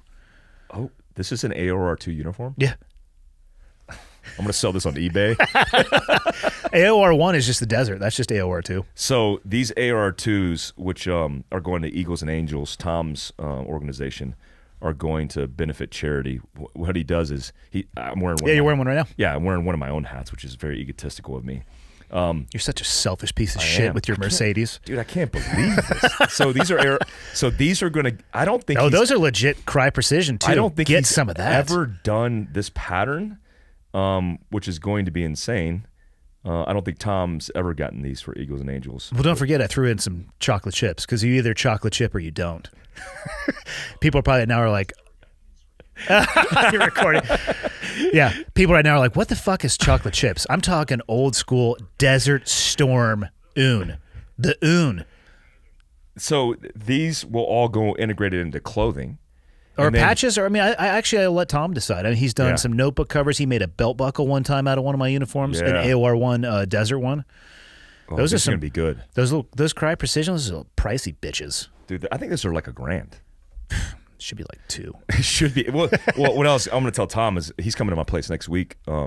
He should charge, like I think he's charging too cheap for some of the stuff. Like these aren't. I got a couple of these because I thought, hell, I can give these to my kids one day. The history behind them is amazing. Yeah, it allows you to tell that story in a physical product that you can pass instead on. of in a tough box in the garage where all my other shit is. Yeah, right. Which I need to throw all my shit out, by the way. Yeah, don't throw it out. Sell it on your Instagram. Make money. I don't want to do that. I want to light it on fire, but there might be explosives in there, so I'm worried about what would happen. Oh, what happened with these grenades? Boom! Yeah, these are going to go. I'm just kidding, ATF. I don't have any grenades. Yeah, I was just going to say that. Mike does though. I only have 2. I only have 2. Supposedly they're disarmed, I think. No, I love what Tom's got going on. Background, same as yours. The previous command guy. I was actually on target with him the night I got shot. Yeah, that's what you're saying. Yeah. Yeah, interesting. Like a super interesting story for Tom, like to come out and then like it was cool because when I started Fieldcraft, he was kind of starting this thing and had this idea. It was very small, and now it's gotten so big. Yeah. And it's super impactful because he's affecting, like, it's, to me, being a young man, being able to wear a hat that was wore by maybe somebody I looked up to, and like a MacV-SOG dude, and have that hat and just be connected tangibly to that person. That's fucking badass, man. It's a rare thing, and so rare. and I think that ties into he probably could up his price point a little bit. Yeah, for sure. I look at the things that I've purchased that I value the most. There are certain items that I will pay top dollar for. Life-saving equipment. Yep. I don't go eBay shopping for parachutes. Should be a shocker too. Yeah. I also don't recommend people go eBay shopping for guns either, because that can be considered life-sustaining. 100%. And then if you want to have, you get what you pay for. And I mean, what I love about what Tom's doing is a portion of all that. Like, he sends me a picture the last time I did a uniform run, probably was 2 years ago. It was just a small run of the AOR ones, the tan digi. But he's like, here's the check heading off to the SEAL Foundation. Same thing about what I love the most about the event that we did. I like that one even more, though, because I got to choose where the money went. Yeah. And I could pick the person, and I know the person, and I can see the impact. Yeah. That's what we supported the local Wasatch Sheriff's Department and put lights on their guns because they didn't have lights on their guns. And I'm like, well, you guys need to have lights on your guns. And that kind of like immediate impact. Oh, yeah. And that's... That, by the way, like I will only support nonprofits and foundations that we have vetted thoroughly. Yeah, it's a tough one because you can get lost in the weeds on that. Oh my gosh, dude! Because I mean, all of them have percentages that only go to benefit whatever they're benefiting because they have the cost of running their nonprofit. But the idea of like going and cash money and supporting and helping somebody, that's a game changer, man. I love doing that for people. I was physically able to hand, like, here you go. That's so awesome. This is what you're, it's. Again, probably my favorite aspect. Yeah, that's really cool. I enjoy quite a few things, but I think I might enjoy that the most. The ability to be generous and just say, hey, why don't you now become more capable at your job because you finally have some awesome equipment. Yeah. As opposed to what your agency issues you. It's interesting they didn't have flashlights on their rifle. Maybe most people don't know this, though, but half of each day occurs in low light conditions. Yes, the majority of self-defense situations where people are killed are actually happening at night. It's like 60+%. It happens every day, too, that nighttime portion, not the self-defense situation. Yes. Even though the self-defense situation probably does happen every day as well. The dark is coming. It always comes. Is it always darkest right before the dawn? Have you ever heard that saying? Yes. Does it get actually darker, or is that just some metaphor that I don't understand? I think that's a thing. I think that might be I don't know why that would be a thing, but I feel like there's a thing there. Like there's a... How could it get darker right before? What is it called? I always screw this up. BMNT? BMNT. Yeah. Right? Right before BMNT, there's a period where it's transitioning, and I think maybe it's your eyes. It's not the actual... It's like your eyes transitioning, and so you're like blind, like a bat, and because of that transition. That's what I heard. So you have to wait till that transition takes place. That's why bad guys... whether they knew it or not, opportunistically, whether it's Native Americans, French and Indian attack at dawn at dusk. but at that moment, that's when they were prepared for attacks because that's when they were most vulnerable. Which is cool. We should probably look into that. There's some good science behind that. Maybe someone just said that one time because they were just having a shitty day. They made some shit up like we do. Yeah, pretty much, dude. Are you ready for some full auto Friday? Let's do it. Let's do it. So we're gonna end this. Well, first off, where can people find you? Okay, Fieldcraft.survival. If they're still with us, because we went down some fucking rabbit holes. No, if they're still with us, man. We got some loyal followers on here. The Fieldcraft, Googling the Fieldcraft is the best way to find me, and Mike.a.glover on Instagram, where I'm most active most of the time. Where can they find your courses? That's one thing I think is beneficial for people is actually engaging. Yeah, I have 20 contractors under Raul Martinez, my training director for tactical. And we train in 4 different states, all of the U.S., every weekend. And we do training in Heber City. Dude, we have so much training going on. It's amazing. Fieldcraftsurvival.com under the training tab. Okay. And you can either be in Heber City at headquarters or all over the U.S., depending on where we're at. Perfect. Boom. You ready for Q&A? Oh, Let's do it. I picked some winners. Let's do it. Thank you again to Babbel for supporting this episode of the podcast. Right now, when you purchase a 3-month Babbel subscription, you're going to get an additional 3 months for free. That's 6 months for the price of 3. Just go to Babbel, BABBEL.com, and use the promo code ClearedHot. That is BABBEL.com, code ClearedHot for an extra 3 months for free. Babbel, language for life. Understand the west bank of the river? That's A firm, west bank. It gives me hell. Still give it to me in the grove. Okay, one's in from the north. I've got the west bank of the river. Two's going to give it to you in the grove. Roger, give me that gun run. Right along that bag, baby. Ladies and gentlemen, thank you. Thanks for taking the time to tune in, whether you're listening on an audio-only platform or you're watching on YouTube. I appreciate that you take the time every week to tune in. People ask me a lot, what can they do to help me spread the word? And the answer is actually embedded in the question. The biggest thing you guys can do to help me, if you enjoy the podcast and you think it would be helpful to others, is subscribe and share it with other people. And if you have the time, go on to Apple Podcasts and leave me a rating and a review. If you think the podcast sucks, tell me it sucks and leave a 0-star review or the lowest stars possible. If you have a question, comment, or suggestion, you can go to clearedhotpodcast.com. And there is a contact me button right there, which will land in my inbox. And the last thing, if people are interested in helping out, what you can do is fly the old flag. And by that, I don't mean an actual flag, because I don't have any of those. I'm talking about t-shirts or sweatshirts or hats, whatever it may be. Again, clearedhotpodcast.com. Click on the shop tab, and hopefully something in there looks like it would be an item you would like to wear around town. And then you can tell people what it is when they ask you. But that is it. The biggest thing I can say is thank you. I truly appreciate it. And until next time, see you.